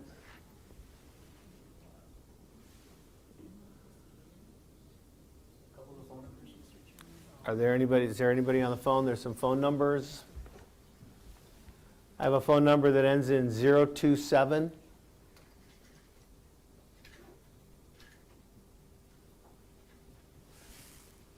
You have to unmute your phone. Hi, can you hear me? Yes, yeah. You also need to identify yourself. Can you state your name, please? Yes. My name is Christine Hogan Leeser.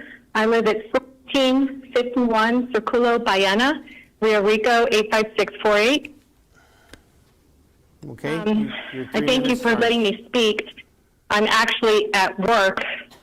I'm begging you, please reconsider. I keep hearing about the future of the children and families that live in Rio Rico. Well, I'm one of those family, or my family's one of those. If you think about the health of our citizens, our children, and their future happiness, it's not in warehouses, industrial plants, factories. I mean, it's not from ore, from mines. Their future happiness is not in increased pollution, traffic, light pollution, noise, accidents, crime, all of those things which will increase with these changes in zoning that the Jacksons and Baca Float 3 and their lawyer want for us. Also, I think we're just asking you, please help your community. The lion's share of the community does not want these changes. We're asking you to please put a stop to this outrageous injustice, or at least, as the gentleman earlier said, slow your roll. This is a lot of change really quick. Help us to save our air, our water, our friendly citizens, our trees, our animals, our insects, our birds. Ensure Rio Rico has a beautiful future by protecting it, not allowing it to be destroyed.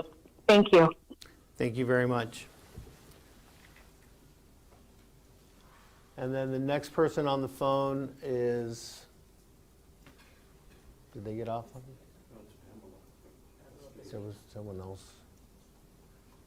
Okay, Pam Pesqueda.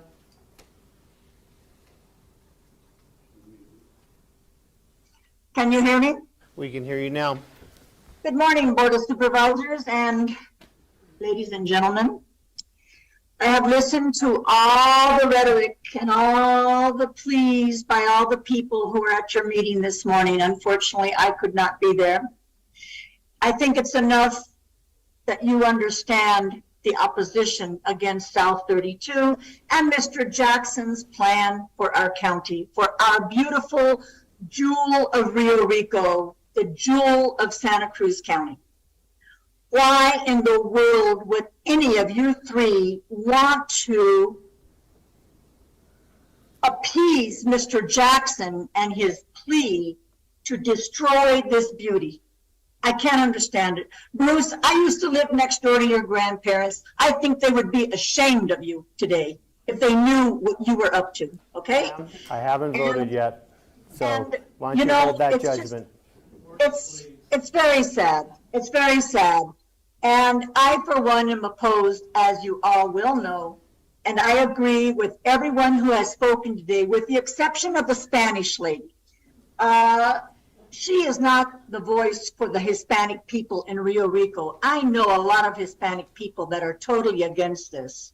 And there's going to be more against this when we get our say in this matter. You guys should have presented this to us 2 years ago when it fell in your lap. You've kept it opaque until then. Shame on all of you. And you all welcome letters from people. Well, I wrote a letter to you. I wrote a letter to Manny, and I wrote a letter to Rudy. Manny and Rudy didn't even read my letter. You, I suppose, did, because it never told me you didn't. Please, listen to the people, your constituents, Bruce, and Manny, and Rudy. We do not want South 32 in our beautiful Rio Rico. Please, take the people's word and their pleas to you seriously and postpone this. Do more study, as people have suggested, before you make a decision that will destroy a beautiful area that we have grown up in. And I've been a resident of Nogales for 70 years. So you can't call me a newcomer, Mr. Jackson, in your insulting letter that you wrote to the Planning and Zoning Committee. What an insulting letter to Tubac, to Nogales, to Rio Rico. And the only reason Nogales hasn't prospered, Mr. Jackson, is because their community, their council, their city council, their mayor, they don't know how to bring business to Nogales. So please, don't insult us anymore with your rhetoric. Thank you very much. Thank you, Ms. Mosqueda. Is there anybody else? Did that person, 791, already speak? No, not yet. Pardon? I haven't spoken yet. Okay, I have somebody whose the last 3 digits of their phone number is 791. You have your hand raised.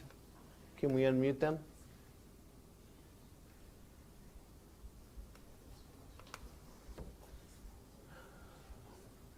Can you hear me? We can hear Can you. you hear Can you me? please identify yourself? Valerie Burleman, 1123 Avenida Reynosa. I'd like to begin with, nobody has been quoted to say, I want to live in a community that has mining operations. My husband and I moved here in 2000 for better career opportunities. Whether you would think you are for or against the rezoning, this does not come without a cost to everybody. Ask yourself these questions. Property owners, can you afford an increase in your property taxes? Renters, can you afford an increase in your rent? This will be a result of higher property taxes your landlord will pass down to you. Can you afford an increase in your utilities, food, and everyday living? Can you afford to lose your clean air, water, health? Are you willing to risk your health and the health of your loved ones, children, just on the hope that Jackson will truly be able to bring in franchised grocery stores, shopping, bowling, etc., after they have started mining operations? Can you afford to move once the mining operations strip the community of its luster? And due to the decrease in property values, will you even be able to sell your home if there's nobody interested in living here? Elected officials, it is time to redeem faith and trust in your voters. Please hear our pleas and stop this from happening. Tell South 32, thank you for your donation, but we don't want you here. I want to end by repeating, I want to live in a community that has I want to live in a community that has mining operations. Said no one. Thank you. Thank you very much.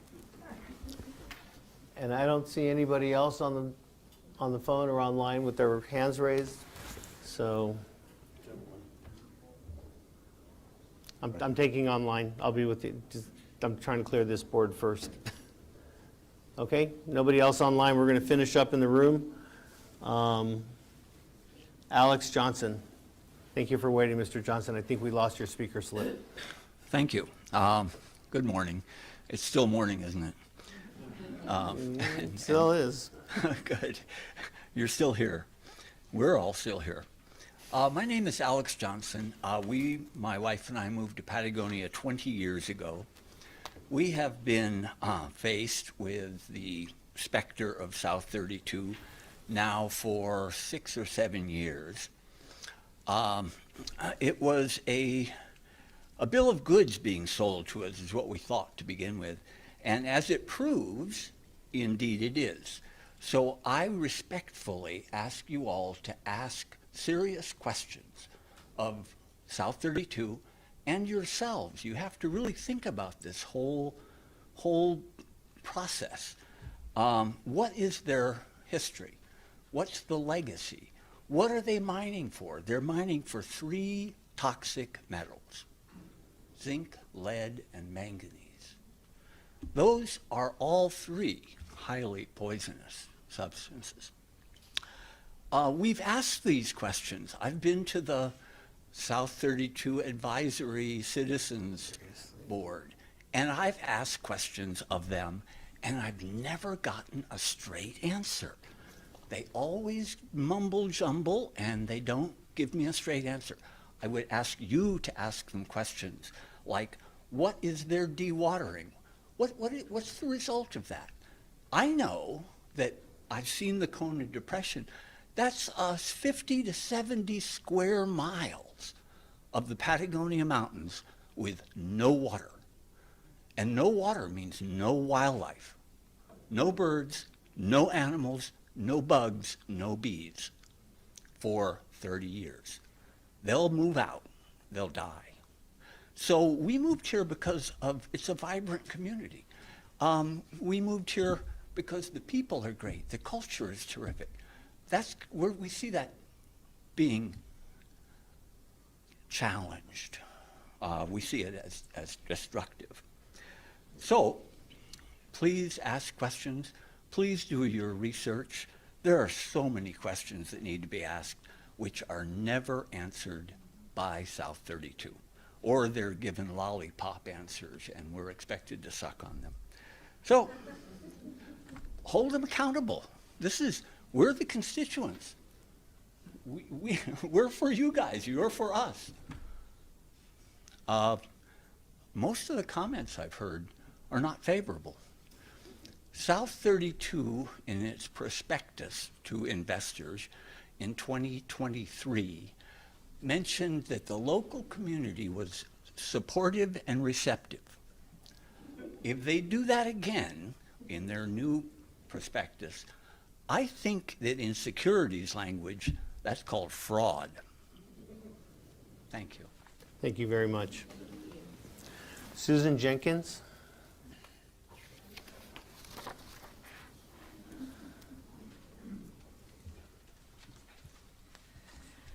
Thank you, and welcome to be here.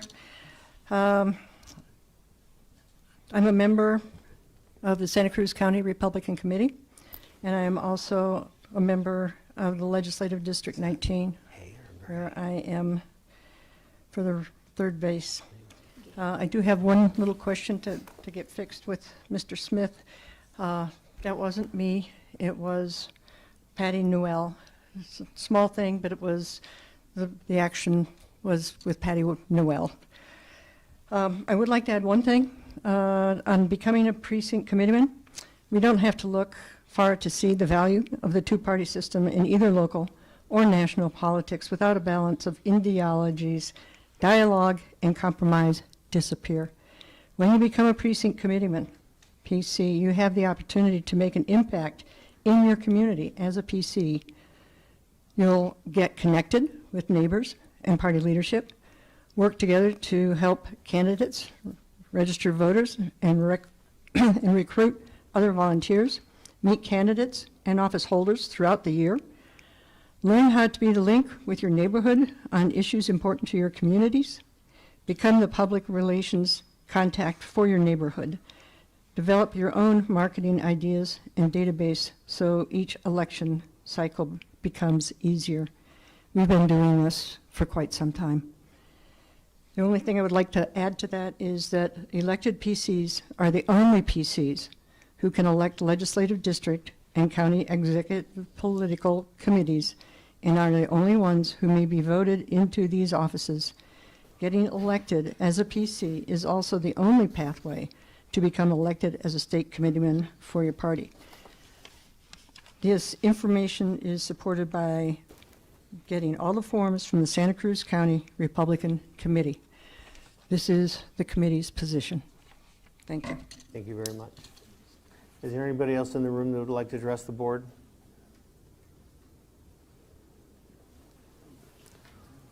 Please come up to the podium and state your name and your address.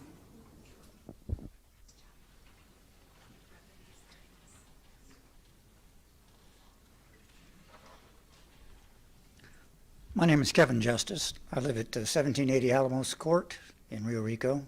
Bought a home here in 2012, and it's home. Every single person in this room probably is dependent on our aquifers. It's about water. If you don't understand that it's about water when we live in a desert, you're whistling Dixie. Mr. Jackson has alleged in his proposal that he is exempt from any regulations of the state regarding groundwater. I'm not even sure that maybe Mr. Jackson has bought Rio Rico Utilities.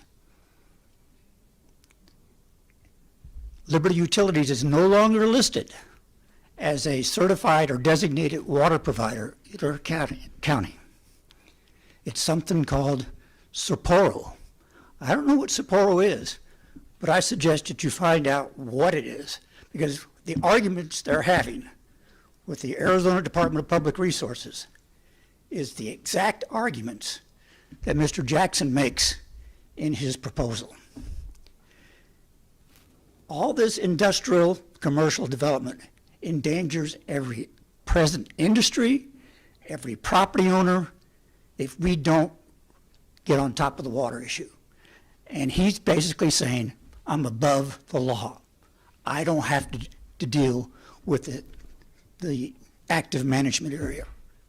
That is just incredibly dangerous to our community and everybody who lives here, because we all depend on that same aquifer. We can't afford to endanger it. And his proposal puts that really at jeopardy. Thank you. Thank you very much. Anybody else in the room?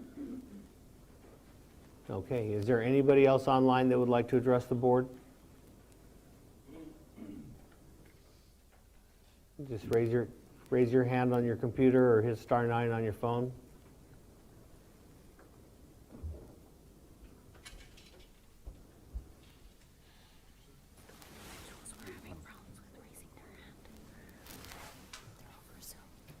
Flower Gay, Robin Solari.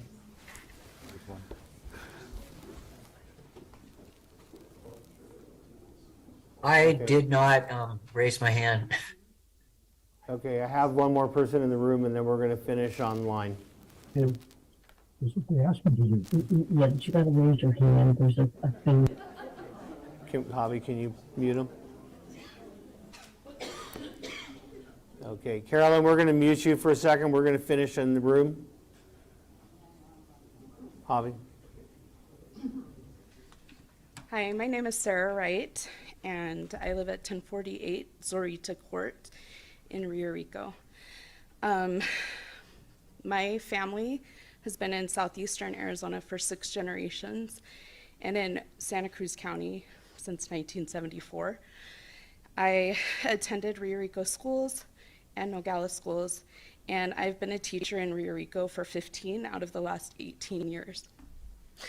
I have several concerns about this project. I feel like I haven't had the opportunity to be educated about it and to understand what, where, when this development is.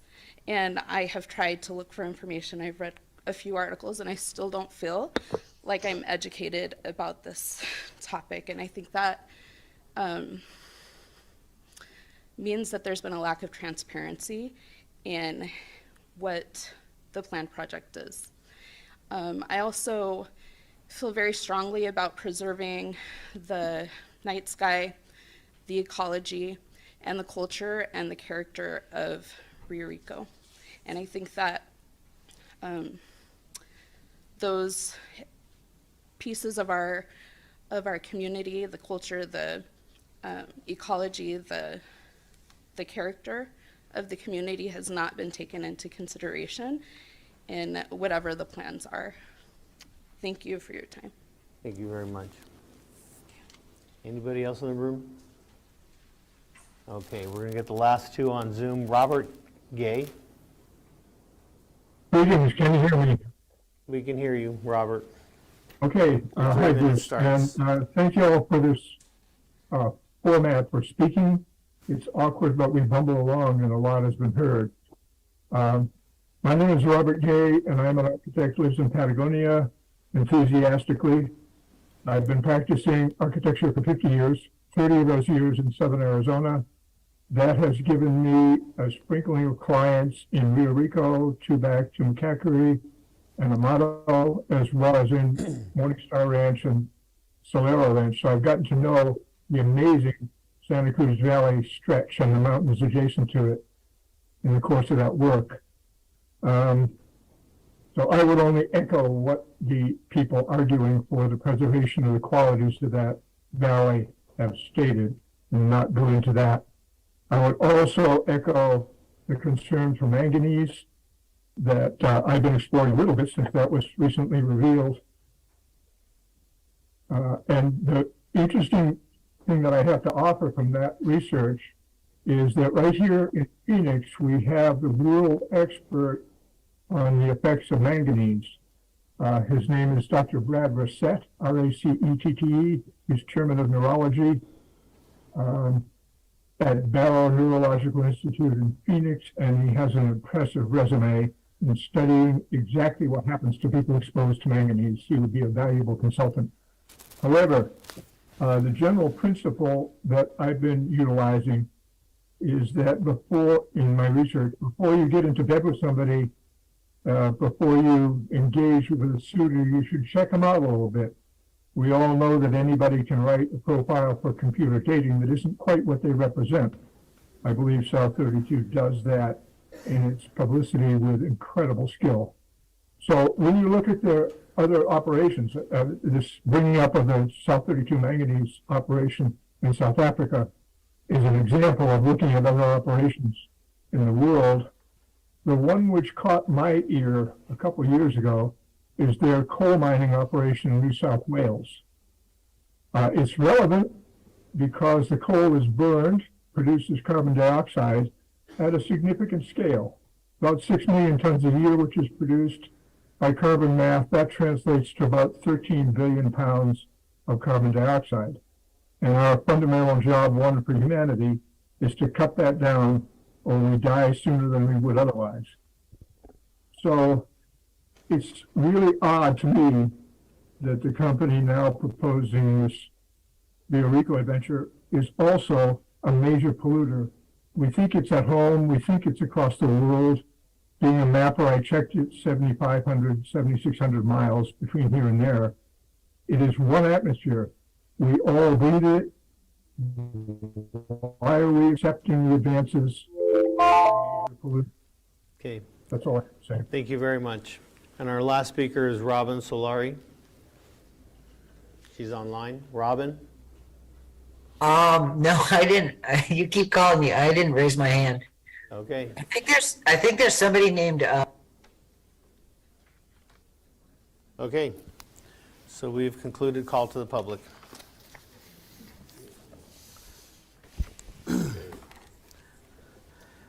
There are two people, Bruce, Cedric and Maria's iPhone, that want to talk. Their hands have been up for quite some time.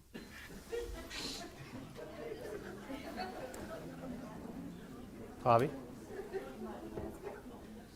Okay. We're back. Cedric? Yes, hello. Can you hear me? We Thank can. you for You the have 3 thank you minutes. for the opportunity to speak. My name is Cedric Vivanco. What's I'm a your last name? homeowner in Rio Rico, the Bay Vista community, 1124 Avenida Seville.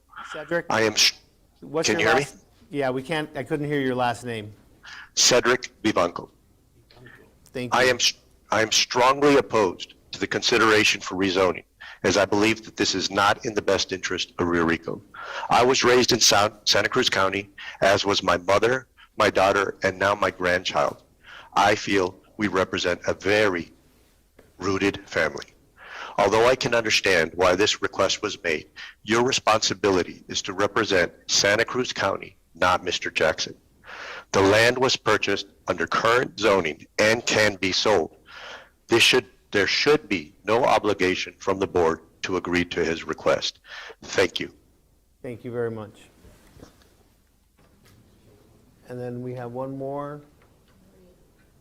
Maria? Yes, I think everybody knows me, but I'm at 77 Camino Murphy, Rio Rico, Arizona, 85648.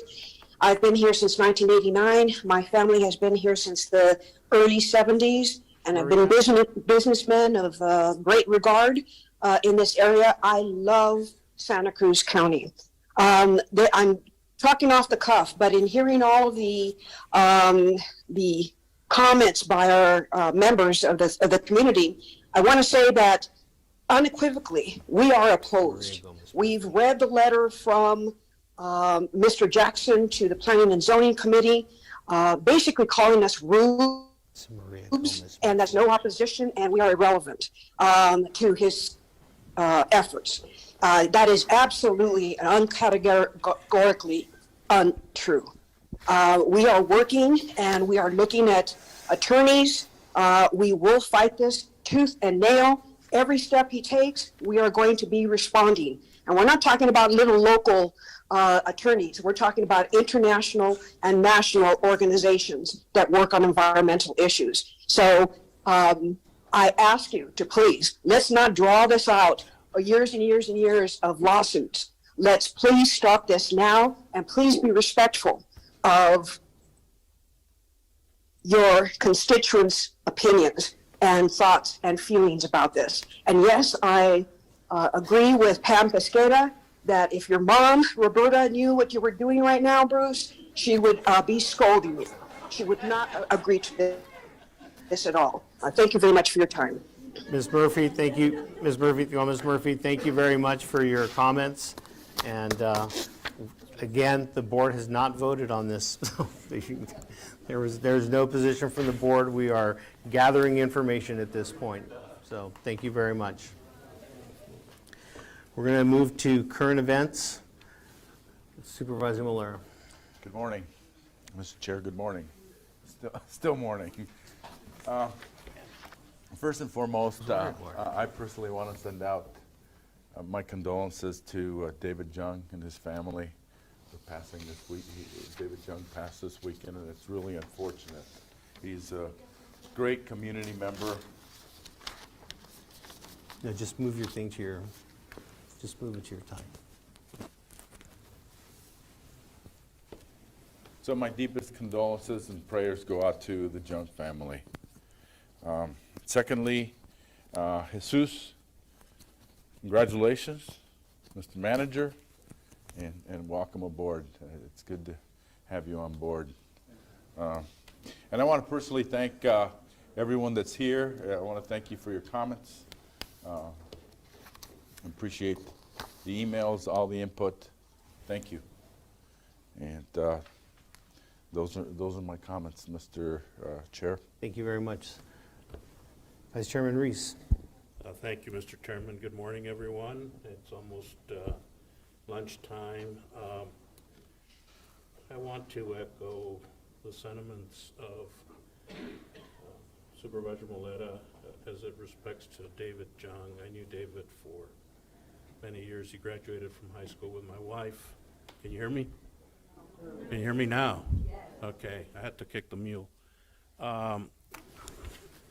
David was just a really nice, happy-go-lucky guy that I had the opportunity to not just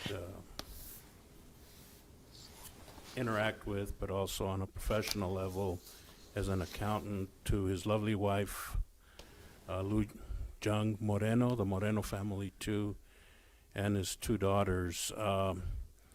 It's always a big shock to lose someone that is that young, that was so full of life, and we never know how quickly our life can turn through a disease or whatever the case may be. But I hope if you know the family that you express your thoughts and prayers as they go through this difficult time.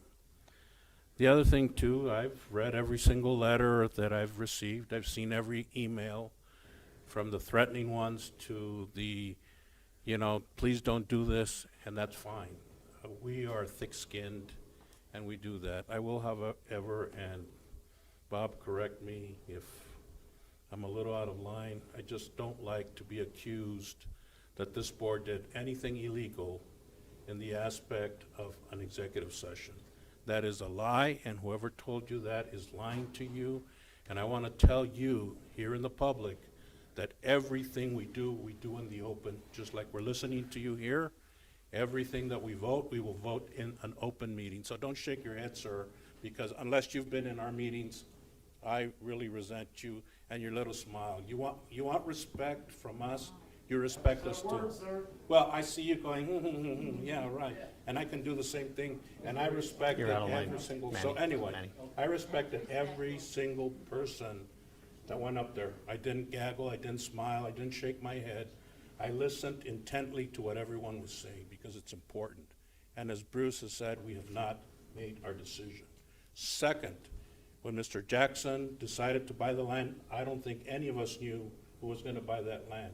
That wasn't our deal. We didn't know. They may know at the assessor's office because when they register everything. But I just wanted to clarify those things because I've been called a lot of things, but dishonest and doing things is not one of them, folks, because I was born in this community. My family was born in this community. I've raised my children in my community, and I see that there are a lot of things that are needed in this community. And if you want to talk about the issues, let's talk about the issues, but don't come up with accusations saying you guys did things behind closed doors. Thank you, Mr. Chairman. Could I just make a comment?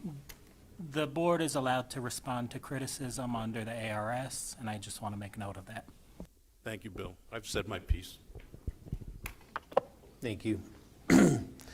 I too like to express my condolences to the Jung family. Lou and David have been part of my life for many, many years, and so our thoughts and prayers are with them. The community also lost another icon in Tubac. Earl Wilson passed away this past weekend. So my condolences to the Wilson family, Earl Wilson. This last week I attended 2 ACA broadband meetings, a Tubac wastewater meeting. I gave a county report update to the Patagonia Town Council. I'd like to congratulate Nogales Community Development. They finally had their grand opening for their commercial kitchen. It's been an ongoing project for a while, but it is a great asset to our community. Jesus, welcome to your first meeting as a manager. It's a good one. It's a good one. It's been very interesting. I'd like to thank everybody for the courtesy and for the decorum that everybody has shown here today. It has made things a lot easier for us and everybody in the room. I think everybody had an opportunity to be heard, and I think that is the most important thing that we're doing right now. I'll scratch out the last thing because Supervisor Reese addressed it, except there's one more thing I need to say is, Luis, happy birthday, belated. I apologize I missed your birthday on Saturday, and that is my report. You also missed our new manager's birthday yesterday too, so happy No, I belated called to you. him. But you mentioned it in the public, so you gotta treat everybody the same. Okay. Jesus, happy birthday. And then, Jesus, Mr. Manager, do you have a report? Mr. Chair, nothing to report at this time. Thank you. Okay. I have a quick question to Bob. Is our treasurer on your team now? Yes. I invited her to come down and sit, or pobrecita Liz, you know. Okay. Just kidding, Liz. It was better than sitting at the dais. Okay. Department, item E, department reports and activities. Mauricio. Good morning still. Good morning, Mr. Chairman, members of the board. The general fund cash and investment report has an overall balance of $19,300,434 with an investment amount of $14,803,000. The road fund has an overall balance of $1,629,628 with an investment amount of $7,267. The flood control district has an overall balance of $1,150,203 with an investment amount of $275,000. Jail district has an overall balance of $3,073.46 with an investment amount of just a little bit over $1 million. Total for all funds, overall balance $49,507,774 with an investment amount of $18,020,612.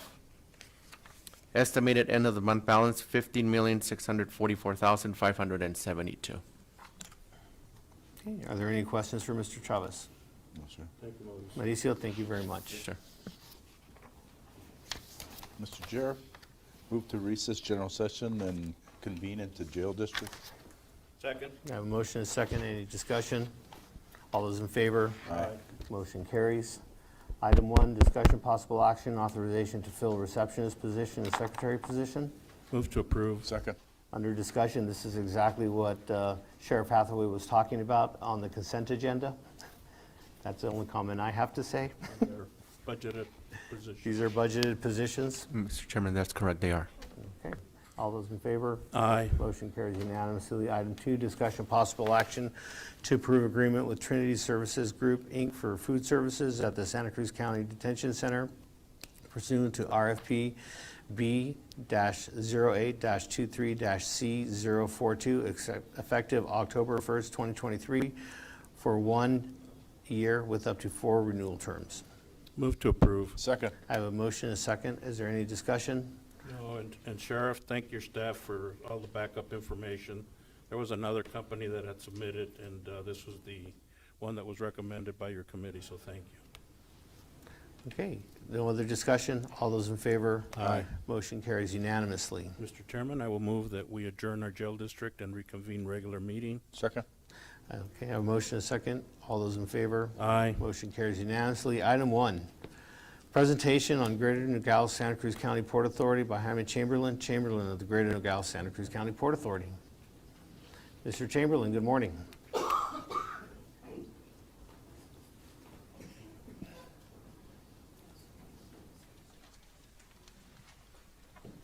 Good morning, Jaime. Morning, Jaime.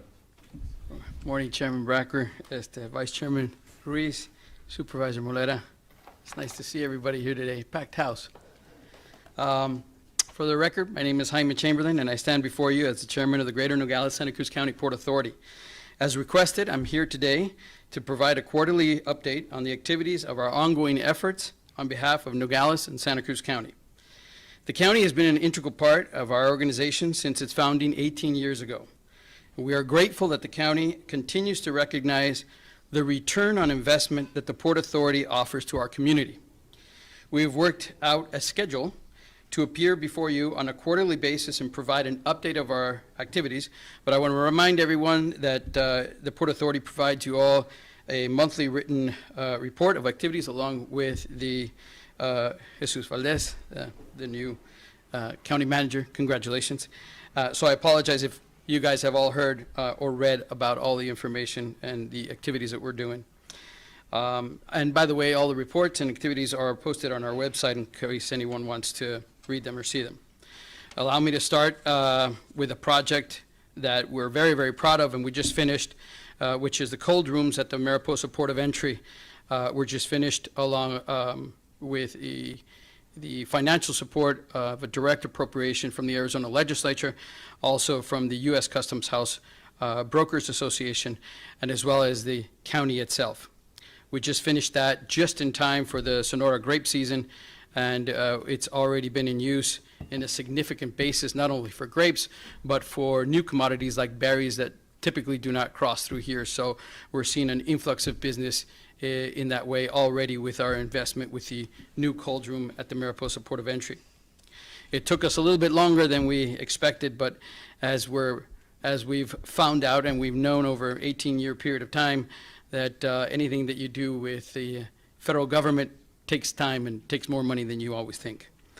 So we thank you for your advocacy and help in that as well, and your financial investment as well.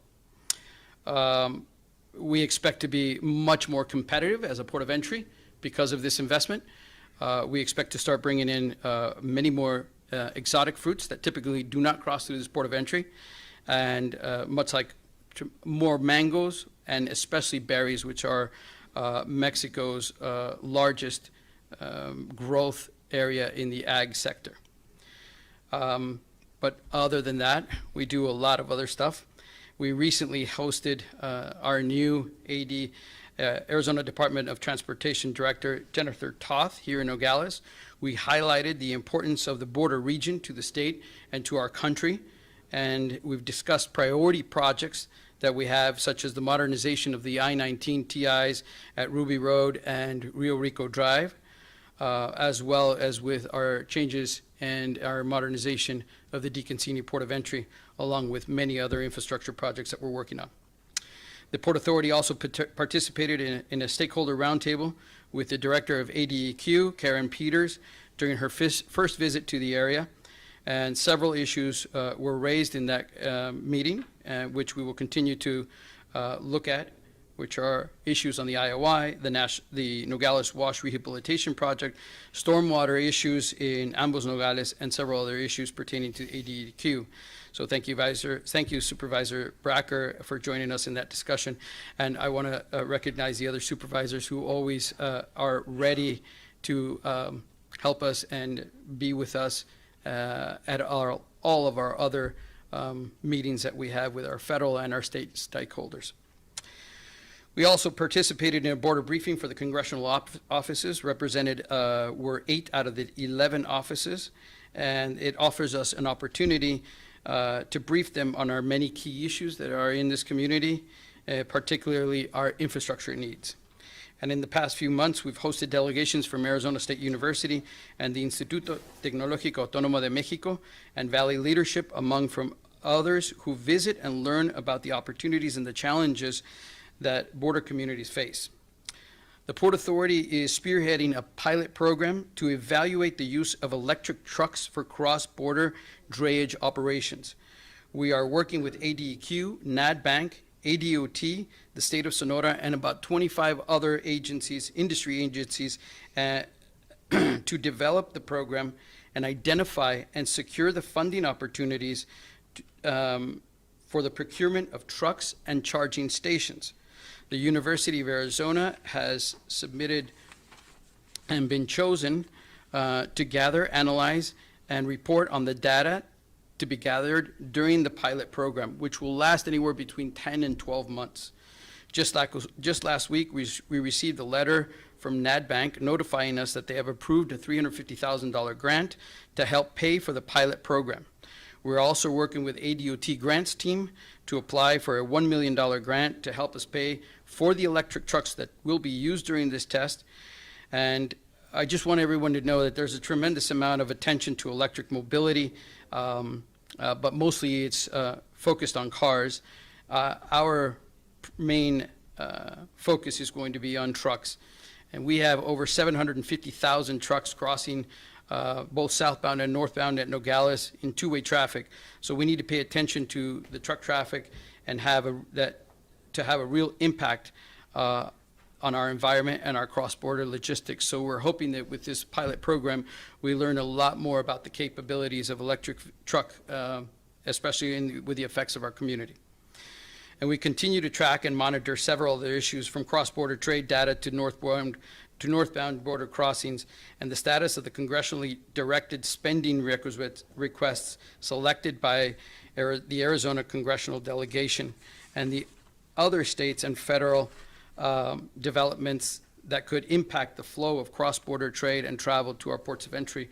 We diligently worked with our state senators and state representatives during the state budget hearings, and we're very, very pleased and thank Senator Rosana Gabaldon, Representatives Gail Griffith, and Representatives Consuelo Hernandez and Stephanie Stahl for their work and their advocacy with the I-19 interchanges at Ruby Road and Rio Rico.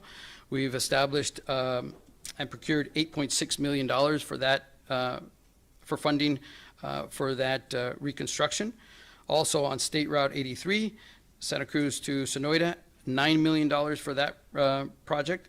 And in Patagonia, McEwen Avenue reconstruction, which is, I believe, 4th Avenue on West SR 82, $1.5 million for that project.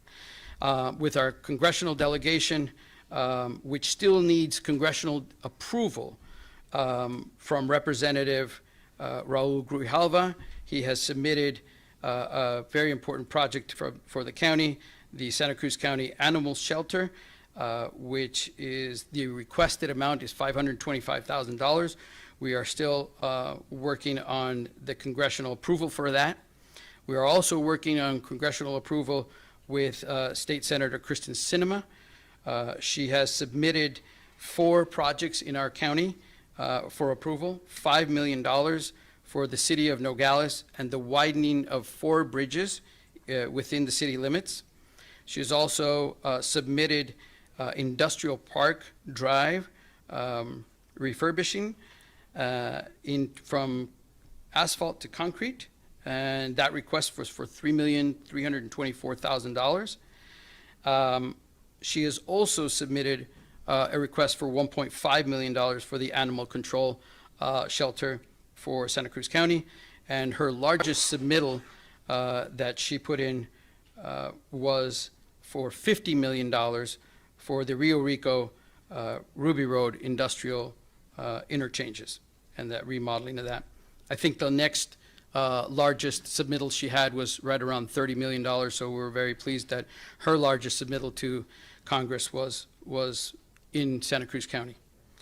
We're also working with Senator Mark Kelly. He has submitted a proposal for $3.235 million for the Industrial Park Drive reconstruction in the city of Nogales. And also, he has submitted $3.6 million request for Potrero Creek Bridge, which is right off of Ruby Road. So I just want to let you know that when we work with infrastructure, we expect a return on our investment with every single thing that we do. I want to just point out a few numbers that are really important to Santa Cruz County and Nogales. From May of this year, from January of last year to May of last year, compared to this year's numbers, January through May, our truck traffic is up 0.2%. Car traffic is up 1.4%. Train traffic is up 4.6%. Total people is up 4.1%, which is an increase of 164,000 people crossing the border in just the last 5 months from the previous year. So all of these numbers are pointing to possible new records for year-end 2023 for all modes of travel by the end of the year, which we are very, very welcoming of.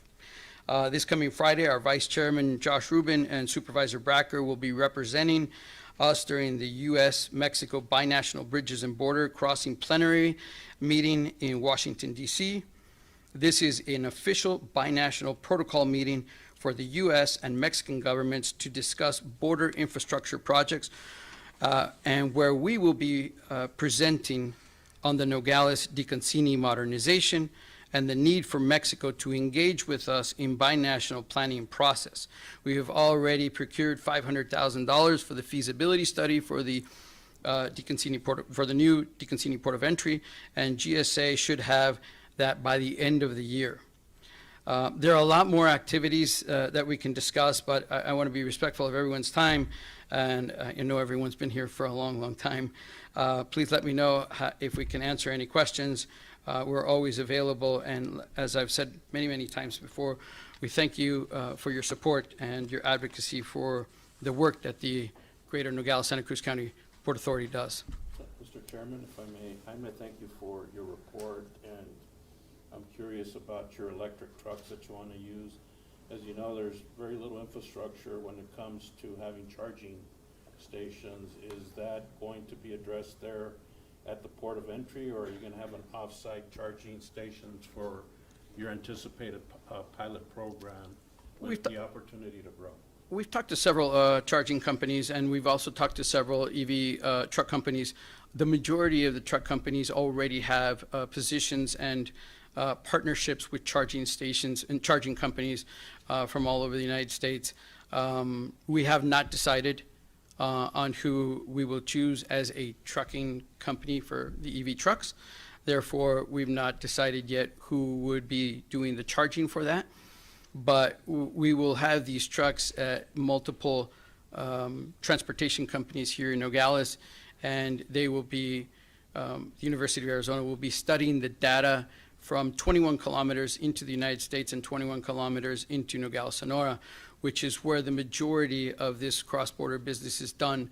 The majority of the long-haul drivers don't have visas and passports. They pass that truck over to someone who does have that, and that is the link that we're looking at. It's a short link, but I think it's a very important link for our community. And more than anything, we in Nogales, especially in our ports of entry, we're always very much accustomed to having the most modern infrastructure and technology there is.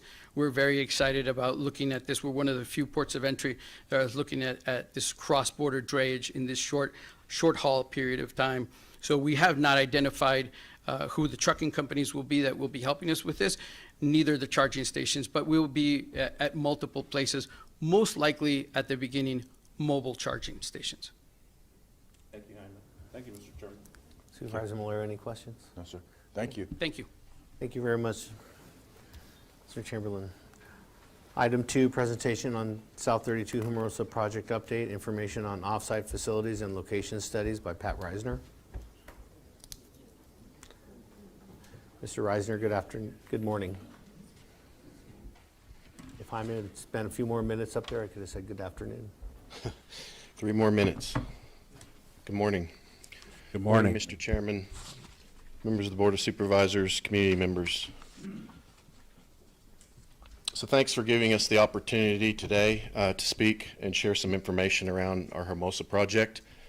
I think it was particularly important that we were here this morning. I have been here for the entire meeting, so I have listened and heard the concerns. That's the main reason why we're here today. I think there's been some confusion about our activities in siting off-site facilities and the rezoning proposal that's before the county at the moment. So what I would like to do today is share some information to clarify our plans, our intent, where we're at, and our role, or in this case, lack thereof, in the rezoning proposal that's before the county. There's a couple things I would like to address right up front. There's, as I said, we listened, certainly heard what everyone said. A couple of things that I think are important to clarify before I get into our content. First of all, there is no, I've heard a reference to the South 32 proposal a few times. There is no South 32 proposal before the county. We've not asked the Board of Supervisors to approve or do anything at this point with respect to anything around off-site facilities associated with the Hermosa project. We do recognize and respect there's a lot more debate that needs to go on around the proposed rezoning proposal. That was not a South 32 proposal. We weren't involved in designing it. We didn't ask for it up front. And hopefully as I go through the process today and sharing this information, that'll become clear. The other important thing I just do want to clarify, there was a speaker earlier that referred to a member of our community advisory panel, Mr. Fritz Sawyer, and attributed some comments to him about Trackout and referred to that individual as a South 32 board member and employee. I just want to be clear, as part of taking community input, engaging and having dialogue, two-way dialogue with our stakeholders, we established this community advisory panel a couple of years ago. It's comprised of a number of members from all parts of the county, Nogales, Rio Rico, Patagonia, Sonoyta, all parts of the county. We use that panel to discuss those important issues that are of concern and on people's minds. Fritz Sawyer, Mr. Sawyer, graciously allocates his time to be a member of that panel. So he is a private citizen of Santa Cruz County. who expressed his concerns about a particular issue, that being track out. And that's why we have the panel. So those issues come up and we can discuss and address those. So we are working through those issues with the panel and Mr. Sawyer.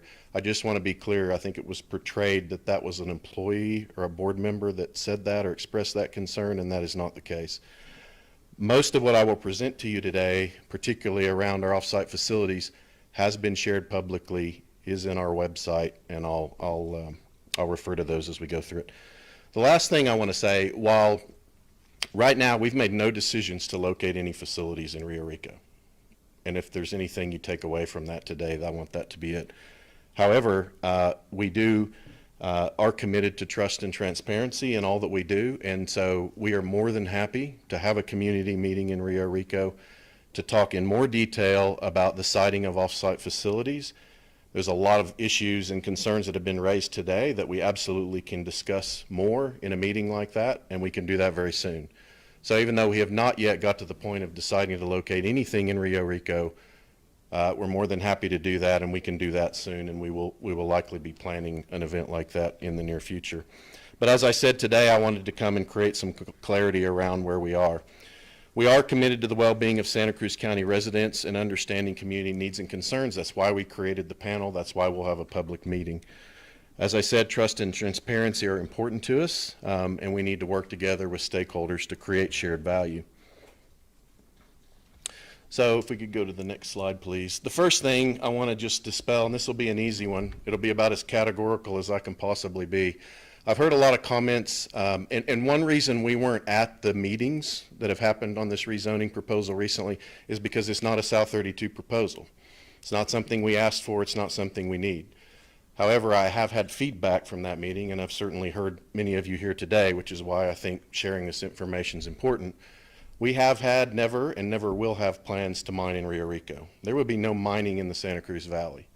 I've heard a few people say that. We've talked a lot with the panel and community about before mining, we do exploration activities. There's a few pictures up there that show what we do. We don't have mineral tenements in the Santa Cruz Valley in Rio Rico or Nogales. We don't even believe it's prospective for minerals, and we've never had plans, nor will we have plans to mine in Rio Rico. So hopefully that sets that piece aside. Next slide, please. As part of our commitment through the development to maximize the Hermosa project benefits, and one thing we do need to do is we need to locate 2 facilities that are not on our mine site proper in the Patagonia Mountains. The slides I'm going to present now are the ones that were presented in a public meeting in November of last year to our community advisory panel. I think a couple of you referred to those. These have been posted with the minutes of the meeting on our website since that meeting, so you can go refer to them later. But as part of the development of Hermosa, there's 2 facilities we have to site, and I want to talk to you about both of those today. The first one is we are looking to site what's called an integrated remote operating center that will not be on the mine site. That was referenced a few times. The second is Rio Rico and several other locations in Santa Cruz County are options for where we're looking to site a battery-grade manganese production facility. The thing I want to emphasize is we've not made the decision to site either of these anywhere, much less in Rio Rico. So I want to first share the details on the Integrated Remote Operating Center. I am mindful in the absence of information, some of these things without background and context can sound worse than they actually are, and I want to hopefully dispel some of that as we walk through it today. As we've stated, our intent is to put both of these facilities somewhere in Santa Cruz County. The reason for that is the feedback we've had from local leaders and stakeholders is in the development of Hermosa, there is a desire to maximize the economic benefits to the county. Locating these facilities somewhere in the county maximizes jobs, it maximizes tax revenue, which 60% goes to fund local schools, and so on and so on. I'll talk to you a little bit about our criteria. If you can just wait a second, go back. Yeah, I'm not ready to go forward yet. I'll talk a little bit about the criteria we use when we cite something like this, which is a process that's still underway. But if there is a desire for these facilities to not be in Santa Cruz County, we can look for other alternatives in southern Arizona. So I do want to be clear that those decisions haven't been made, but the feedback we've had to date has been the desire to maximize economic benefit in the county. So first, I want to talk about the remote operating center. The other thing I heard earlier that I want to be clear on, the location of this facility is not tied to anything else. It's not tied to a battery-grade manganese facility. It's not tied to a rail facility. It can go anywhere. It could go in other parts of the country if we really wanted to. We've shared with the community that Hermosa is going to be a next-generation mine. What that means is the underground mining process is highly automated or remote operated. So we need a command center or a facility where employees can operate the mine remotely. Rio Rico is one option for that, and I'll talk a little bit in a minute about the other options. You can go ahead and go to the next slide now. Thank you. This facility is essentially an office building, probably more inconspicuous than most of the produce warehouses along I-19. It's an office building. It would be about 5 acres at the most. So what I think the rezoning proposal's 3,500 plus acres. So this needs 5 acres, 5 acres somewhere in Santa Cruz County. It would be like a commercial office facility to accommodate employees and the required technology to remotely operate the mine. Think of this as kind of the command center that you see in the space shuttle launches or the rocket launches, the NASA command centers. That's what it looks like on the inside.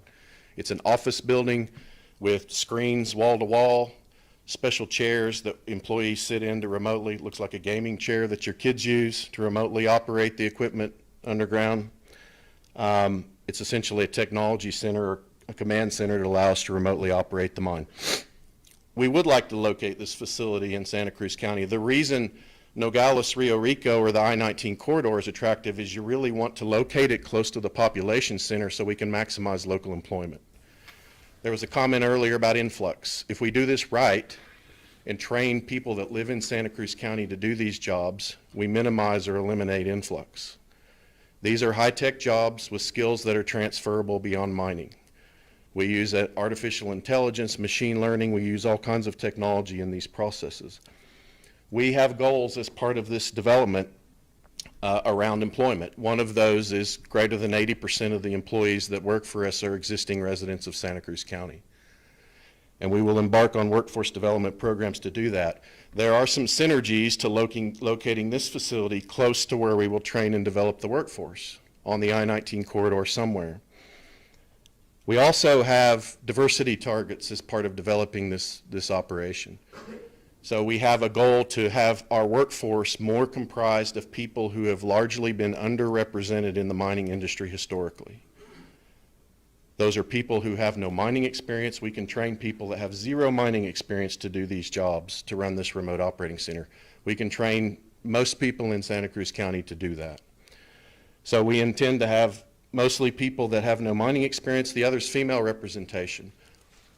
Our female representation in our workforce at South 32 in Hermosa right now is 3 to 4 times the industry average, and we intend to grow that over time.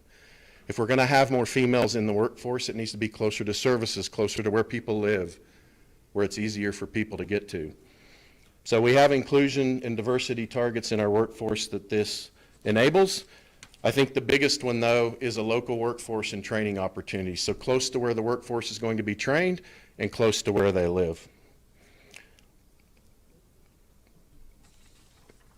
But to create those opportunities, that's really the thinking behind where this facility goes. It's not because there's going to be a battery-grade manganese production facility. It doesn't have to be anywhere near that facility. It doesn't have to be anywhere near the rail. It's not tied to that at all. It's simply the best location to maximize local workforce, to maximize diversity and inclusion in our workforce. The other thing it does is people report to work here. It reduces commuter traffic on the mountain roads in the Patagonia Mountains. This facility will have no heavy truck traffic to it.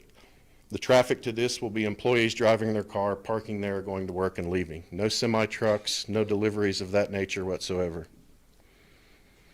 So we think this is a facility the community can be proud of. It's unlike any other in the world. We've talked about this being a next generation mining operation, and that's an example of what that would look like.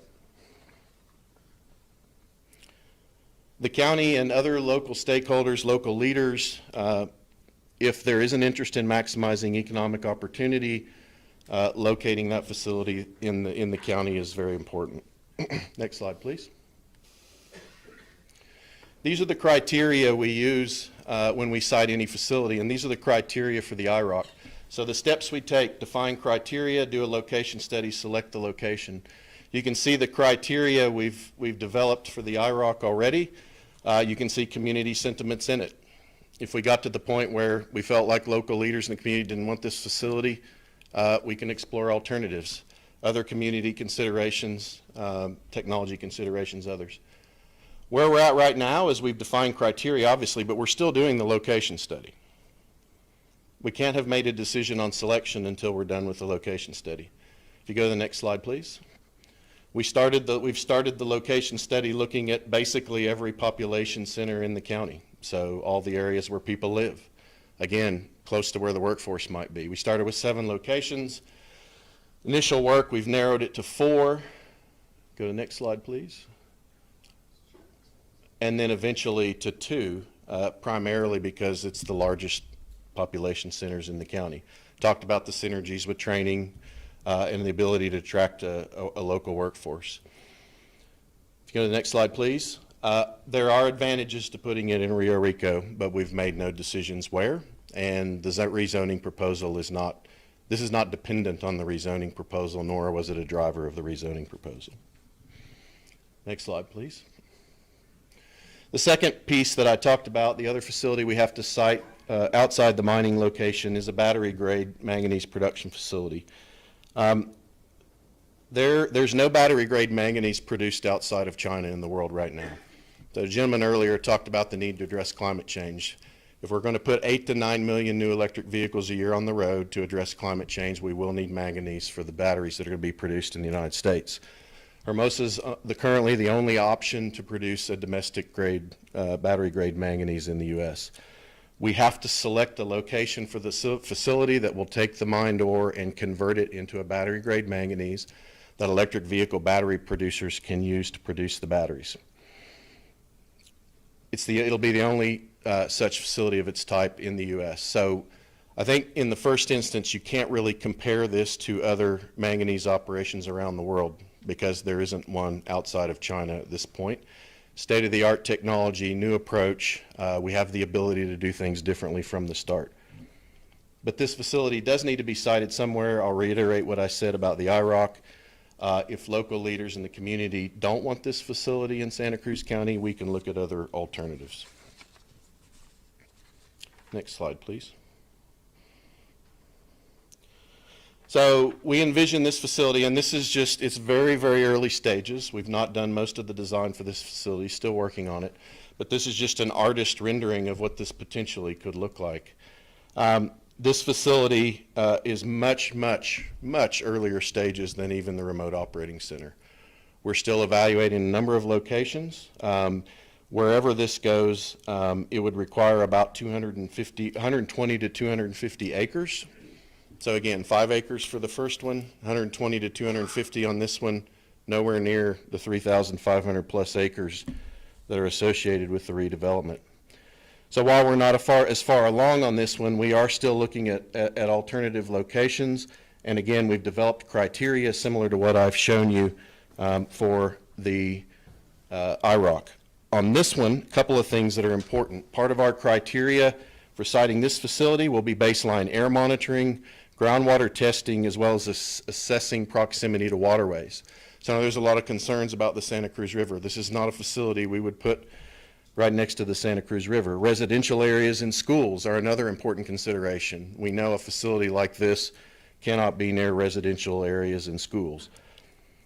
We do have proactive controls and state-of-the-art technology and ongoing independent assessments, risk assessments with global experts baked into the project design, and we'll continue to pursue that as we go forward. Go to the next slide, please.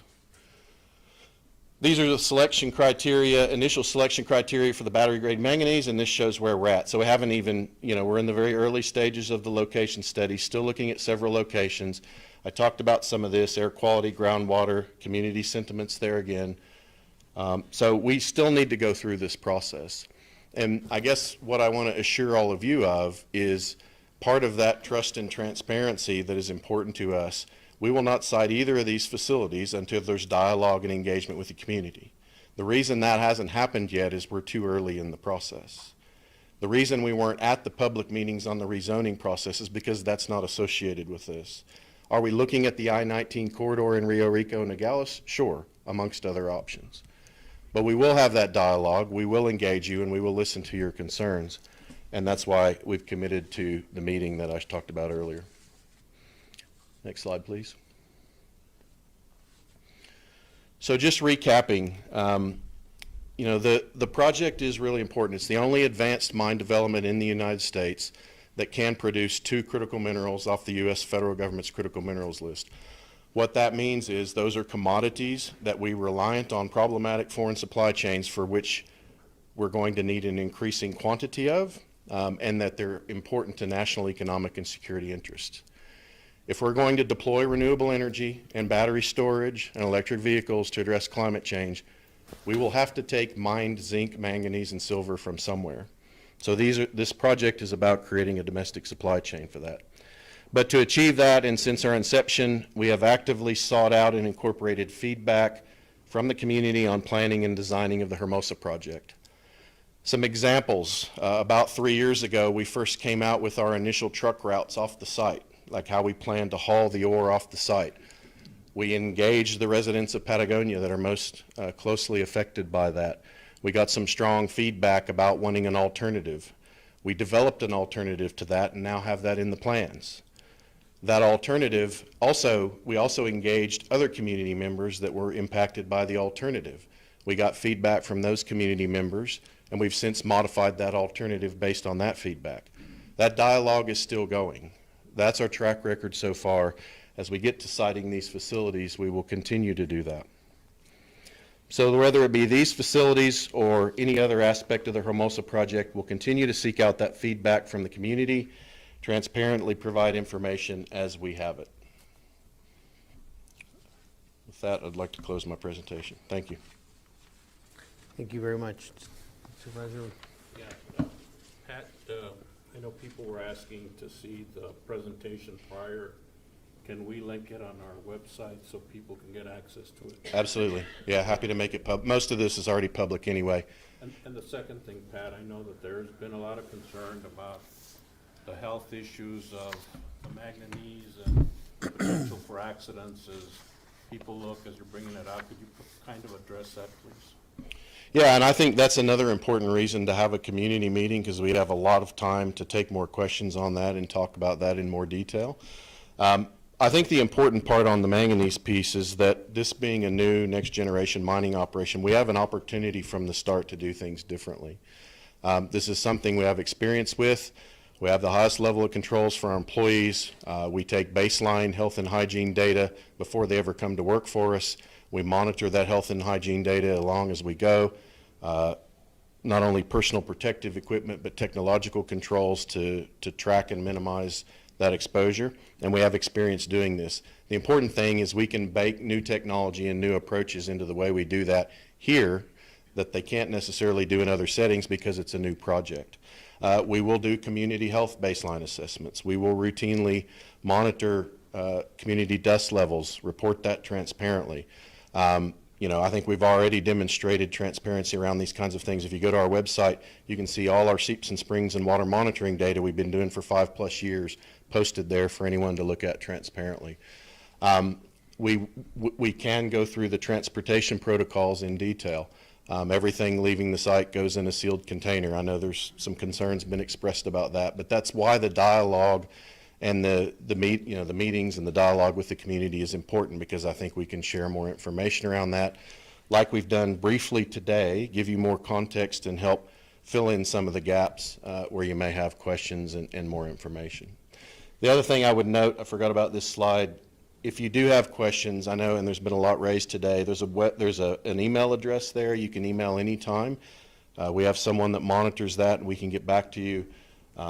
We have social media channels, the website, which is where a lot of our information's posted, some of the presentations, the minutes from the community advisory panel meetings, the environmental monitoring data that we've posted. And then we have a newsletter. If you text that number there, you can get on the email distribution list. Supervisor Malera, do you have any questions? Let me This just, is not, so this is a presentation to the board.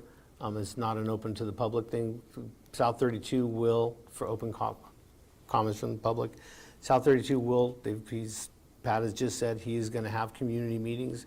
There's going to be a great chance for you guys to ask questions around different, however they decide to do their presentations. We can do that as soon as next week if we can get it organized. So. Yep. Pardon? It's about one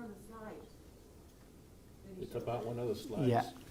They're gonna have community meetings, and this information, you'll be able to ask questions. Supervisor Malera, do you have any questions?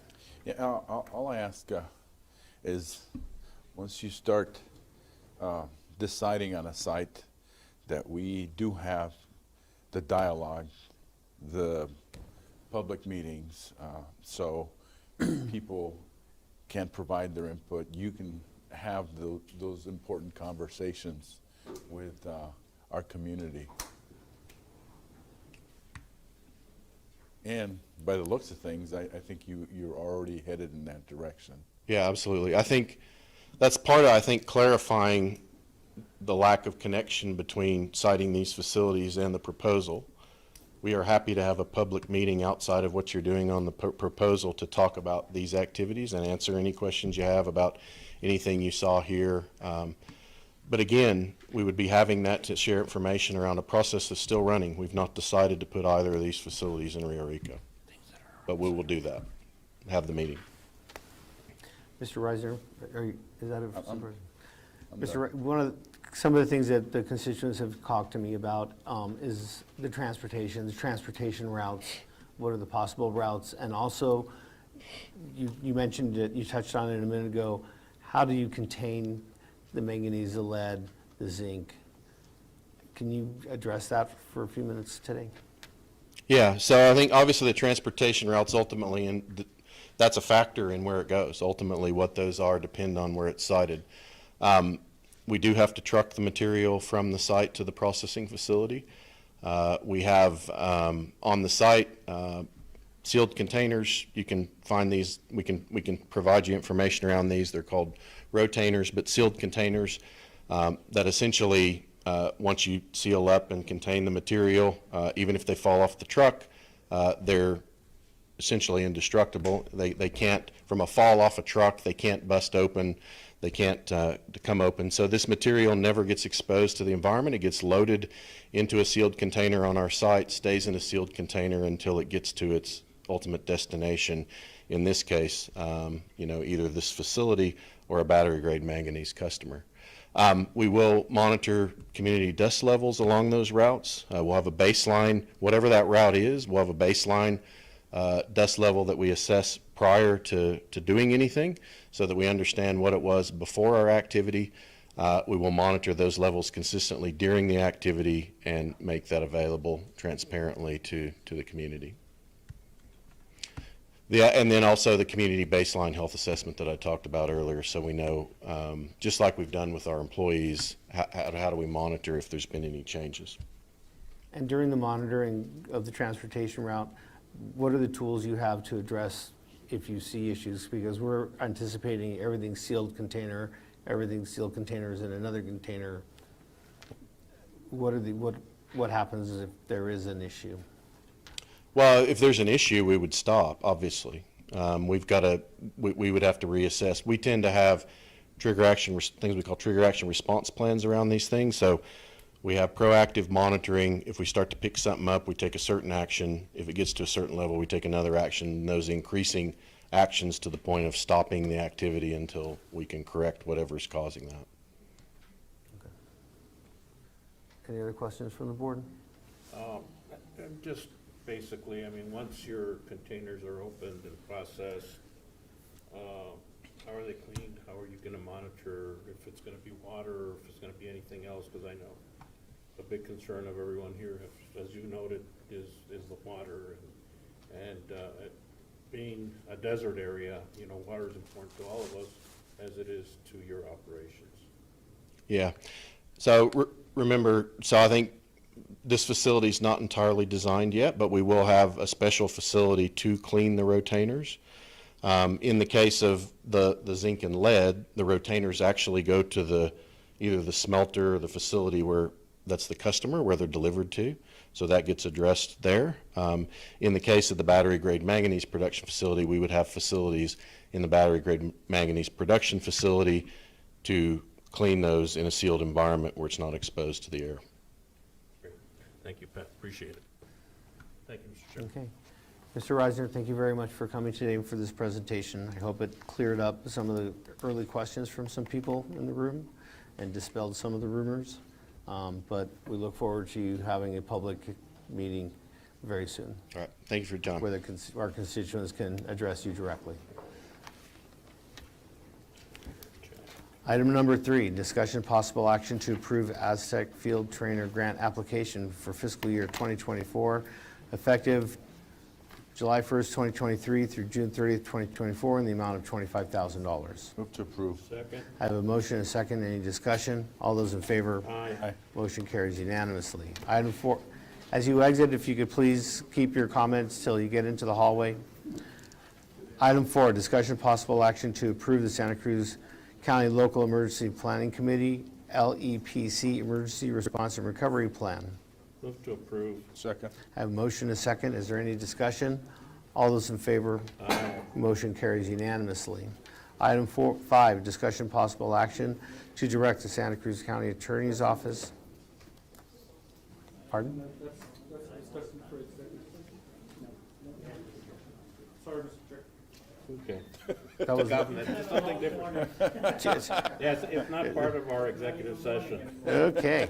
This was last week's executive session. Yes. Item 5, discussion possible action to direct the Santa Cruz County Attorney's Office, SCCAO, to exercise the license fee provision in the agreement with GovNet, Inc., specifically provided under Section 2, Page 2 of the reciprocal non-exclusive license agreement executed on or about 3/8/2012, and charge GovNet an approximate license fee for the use of the county's communication tower and Red Mountain site. Move to approve. Second. I have a motion and a second. Is there any other discussion? All those in favor? Aye. Motion carries unanimously.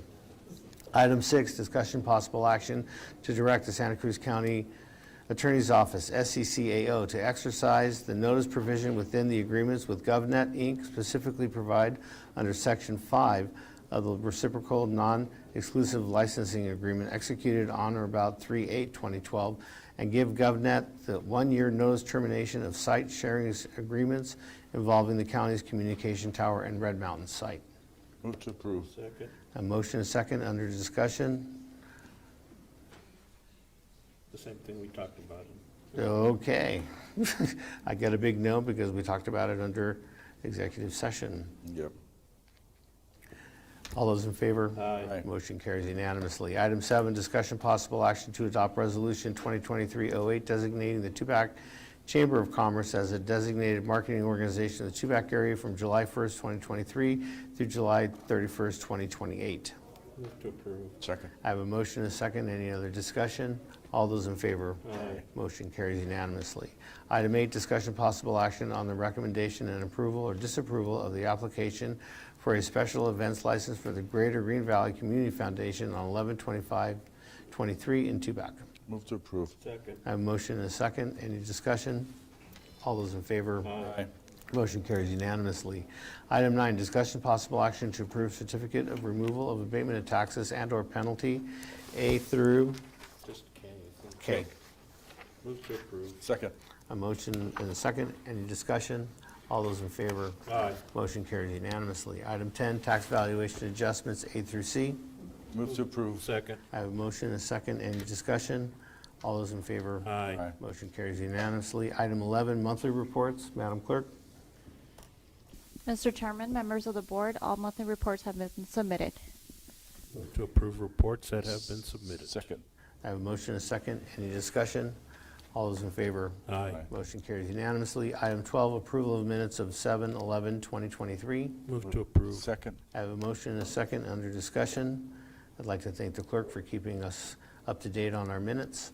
All those in favor? Aye. Motion carries unanimously. Item 13, demands. Supervisor Malera. Mr. Chair, move to approve demands totaling $1,047,379.65. Second. No, I'm not done. Okay. He took a deep breath. You took a pause? He took a breath. And $308,383.03, which are from the general fund. Second. Okay, I have a motion and a second. Any discussion? All those in favor? Aye. Motion carries unanimously. We can pay our bills.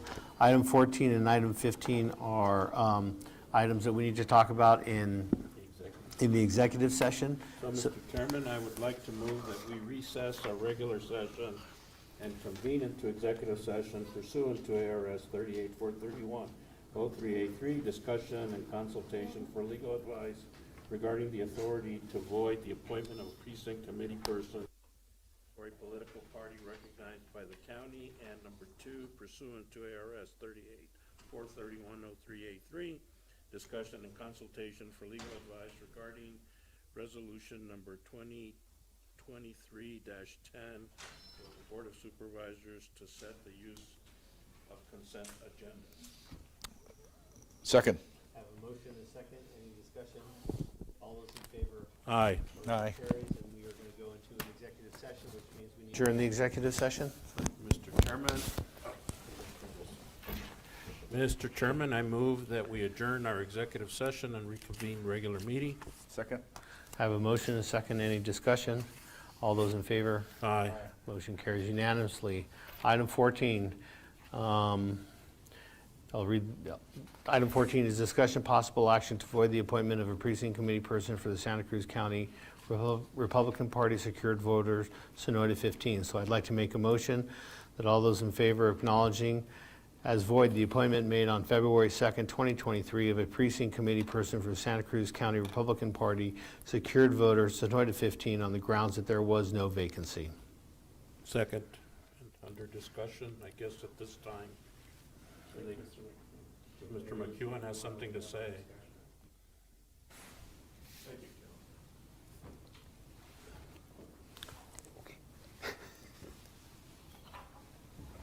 Mr. Chairman. Pretty loud. Yeah, but It's all got to get recorded, It's gotta be on the Steve. record. Everybody didn't miss what I said. Okay. Mr. Chairman, members of the board, staff, thank you for allowing me to come up and make comments on this matter. I'm Steve McEwen. I am the chairman of the Santa Cruz County Republican Committee. And I know this is confusing. There's issues going on here. There's issues at hand that are going back to court to try to get who has the authority on a lot of these things. But the fact of the matter is, Santa Cruz County Republican Committee takes care of Santa Cruz County, not Pima County and not Cochise County or any of the other counties. So that's what the basis of my decision was made on. I have never met this woman. Today is the first time I've ever seen her. She's never called me on the phone. She's never. Ma'am, so the same rules that applied from earlier this morning to today. We'll let the speakers speak. And I might add, none of my staff recalls ever speaking with her either.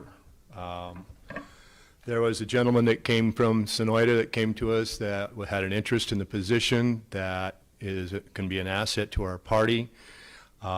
So my executive committee got together and they decided that I in fact had the authority to dismiss Ms. Newell, even though she was an elected PC. And we have a great deal of decision, or a lot of conversation was done on this, and most of it was done according to Title 38 and Title 16. Now, I can go through all the wherefores and thous that are on here if you wish. I was asked to be brief, but basically the woman's never showed up for a meeting. She's never had any communication with this chairman that I can recall, and she has never had any communication with any of my staff. We are a working committee. If you're not going to work with the committee, quite honestly, it specifically says in Title 38, if you don't show up for your job for 3 months, you can be terminated from your position as an elected official. That's what we based this on, among other things. That was defined, it defines a vacancy. I had a vacancy. As chairman, I can make a recommendation to the board for replacement, which is what I did. I know that the form I sent in said that she resigned. The form does not have a dismissal thing on there, but my explanation asked that she be dismissed.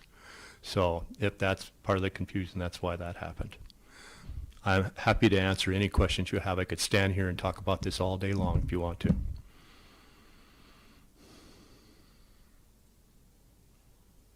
We defer to our legal there. And Supervisor, I think that the issue was, is any of the documentation that we certainly saw was after the February 7th. So it appears that any of the evidence was that, at least on February 7th, the board did not have a vacancy. There was no vacancy. There was some confusion, I think, as to whether there was or wasn't, but it was not maybe fully investigated and ensured there was no vacancy on February 7th, 2023. So the board had no jurisdiction, no power under any of the statutes to fill that vacancy. And I would note that there was a resolution from May of 2022 which listed the 4 persons, precinct committeemen, to be appointed. The board approved that resolution, and those 4 precinct committeemen for Sonoyta 15 were approved and in essence elected. The election actually was vacated as a part of that resolution as well. So that was what held. It went through the 2022 election cycle, and there was no other information prior to February 7th to indicate that there was a vacancy. I'm not sure if I understood what he said. So Mr. Chairman, may I clarify something that Mr. McEwen had stated? hold on, Mr. McKeon. So you need to relinquish the podium. What's that? Relinquish the podium. No, he asked, He didn't understand what Bob said. What Bob said was that on the 7th, we didn't have the information that was presented after the fact that the 4 precinct committee people were already appointed or elected. So we took it on good faith, which is your authority to recommend to this board the appointment of precinct committees. So we did that. After whatever happened, I mean, like I said, your internal mechanisms are none of our out of our purview. So when you presented the name, we were under the assumption that it was vacant.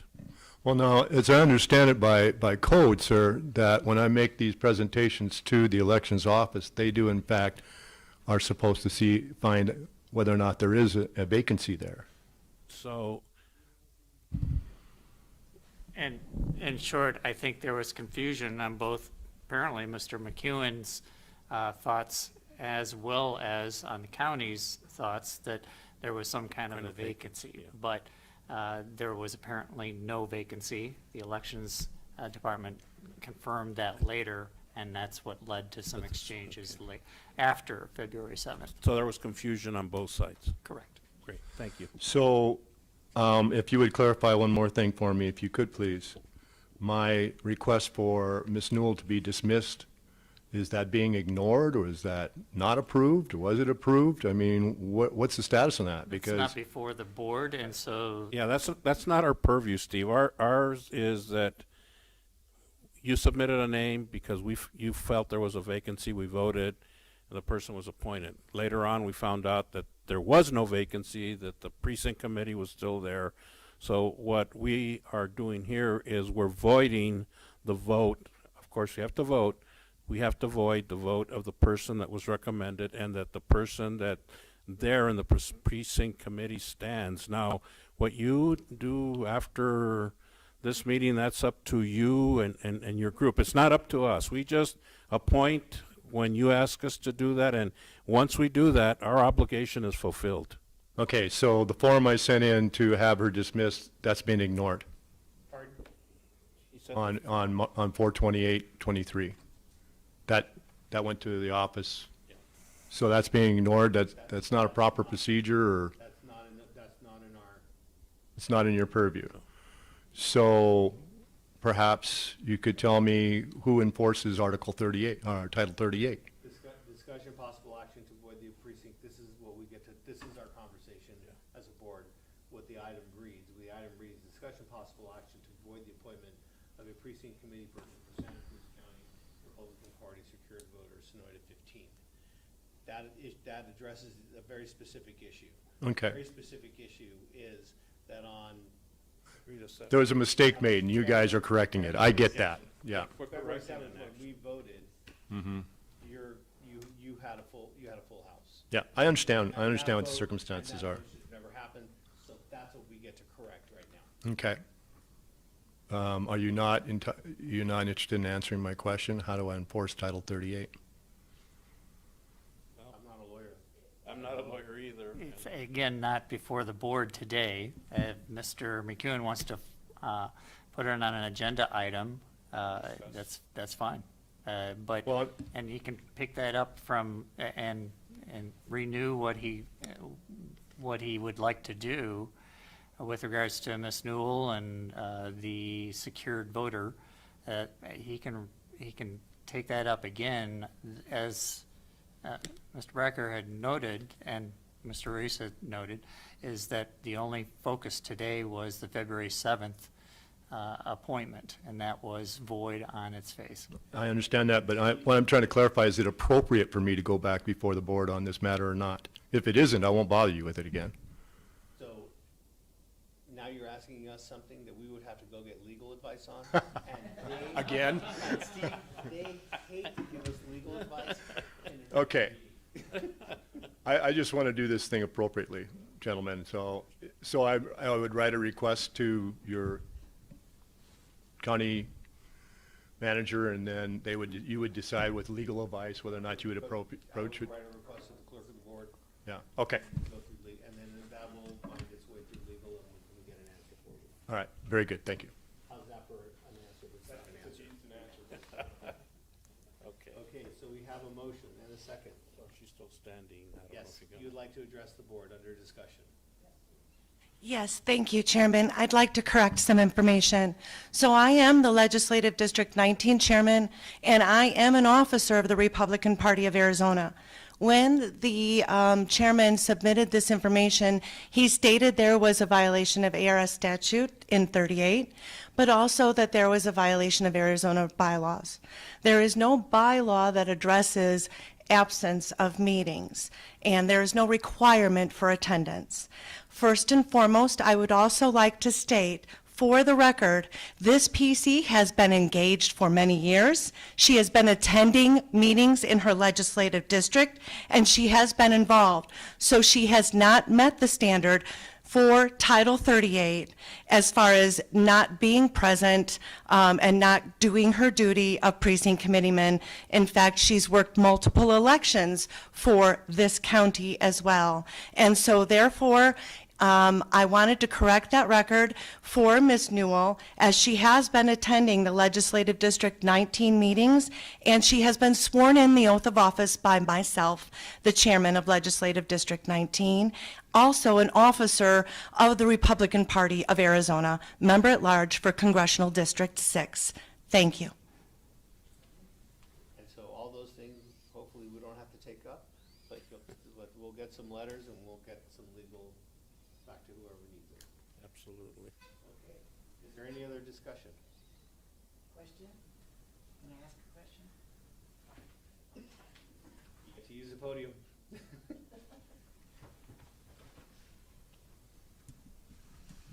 There's still more work to be done, and if I consider myself, until I hear otherwise, I am a PC committeeman for LD 19.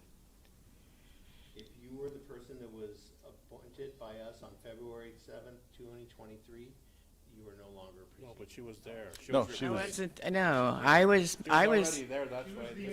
I'm the incumbent that's being removed. That's right. You still are the incumbent And until Mr. they Okay. decide, right? Okay. Correct, Mr. Ruiz. And Mr. Chairman, yes, I You'll believe this notice is in Ms. all of Newell. the information I Patricia gave Newell. you. She was the one that was on the list that the board approved by resolution last year, in May of 2022. Okay. So if we approved you in, prior to February 7th, 2023, you were still the precinct committee? Yes, yes. And I've been working as one for a year and a half. So, and I work for Legislative District 19, and I report to Cheryl Caslow. So I have been working, and you'll see in my packet that there's all kinds of mailings that I've done, and I've participated in the elections and gone door to door. And so I would hope that this matter gets cleared up quickly, because I'd like to continue. Thank you. Is there any other discussion? Okay. All those in favor? Aye. Aye, motion carries unanimously. Item 15. Mr. Chairman, I would like to move that we adopt resolution number 2023-10, a resolution of the Santa Cruz County Board of Supervisors to set the use of consent agendas. Second. Have a motion, a second under discussion. The resolution is here. It'll be posted. And if there's any comments, not a problem. It's a move in the right direction, gentlemen. Okay, I'm going to read it. Okay. Whereas Arizona law allows for the Board of Supervisors to make and enforce necessary rules of procedure to govern and preserve the order of their meeting pursuant to ARS 11-251-21, and whereas ARS 38-431, the Board of Supervisors is a public body of this state whose board of directors are appointed and elected by this state, and whereas ARS 41-192A8 requires the Attorney General to compile, publish, and distribute all boards at least every 10 years the agency handbook, and sets forth and explains the major state laws that govern state agencies, including formation of open meeting law, and whereas the Arizona Attorney General Agency Handbook, Chapter 7, Open Meeting Revised 2018 AG Handbook allows for public bodies to use consent agenda if certain requirements are met, and for it to be used as a time-saving method for items unlikely to generate controversy and are ministerial in nature, and whereas the board as a public body may make one vote to approve or disapprove the consent agenda as a whole, and whereas the board may request an item to be removed from the consent agenda and for the item to be placed on the regular agenda item section of the agenda for discussion and action, and whereas pursuant to this authority, the Santa Cruz County Board of Supervisors has determined that the consent agenda may be used as a time-saving method for items. Now therefore be it resolved, the Santa Cruz County Board of Supervisors as follows. 1, items that qualify for consent agenda may be the following: minutes, monthly reports, appointments of positions not enumerated in ARS 11-401, authorization to fill positions, grants requiring county contributions of less than 10% and less than $10,000, tax valuation adjustments, certificates of removal, abatement of taxes and or penalty, demands. Sorry, I couldn't do this in one breath. Bonds for duplicate warrants, fireworks display, letters of support, and items that do not generate controversy and are ministerial in nature under the guidance of the county manager and with the approval of the county attorney's office. 2, information for items under the consent agenda can be obtained by the same procedure as regular action items by viewing the posted documentation for the agenda on the county website. Be it further resolved that the members of the board will take a public comment either at cost of the public or in some other form, including but not limited to calls of electronic communications, into consideration for possible consent agenda items to be removed and or moved to action items in the regular agenda for the same date. Be it further resolved that any matter for the consent agenda shall be removed from the consent agenda shall be removed from the consent agenda and discussed as an action item for the regular agenda upon the request of any supervisor. Be it further resolved that any matter on the consent agenda shall be removed from the consent agenda and discussed as an action item on the regular agenda upon the request of the person, entity, or department requester, that the request of the item be placed on the agenda. Be it further resolved that the county's purchasing contract policy pursuant to its most recent version of the board approval shall be controlling when considered listing consent agenda items. Items need not be placed in the consent agenda or regular agenda if the item is excused, waived, or relieved from the board approval pursuant to purchasing contract policy. Should this resolution conflict with any other prior resolution or regulation, this resolution 2023-10 shall supersede and be controlled. Good job. Can you read it again? You want to read backwards? Any other discussion? No. All those in favor? Aye. Motion carries unanimously. Move to adjourn. Second. I have a motion and a second. All those in favor? Aye. We are adjourned. Hey, well, at least Thank I you. finished before my 1:30 appointment.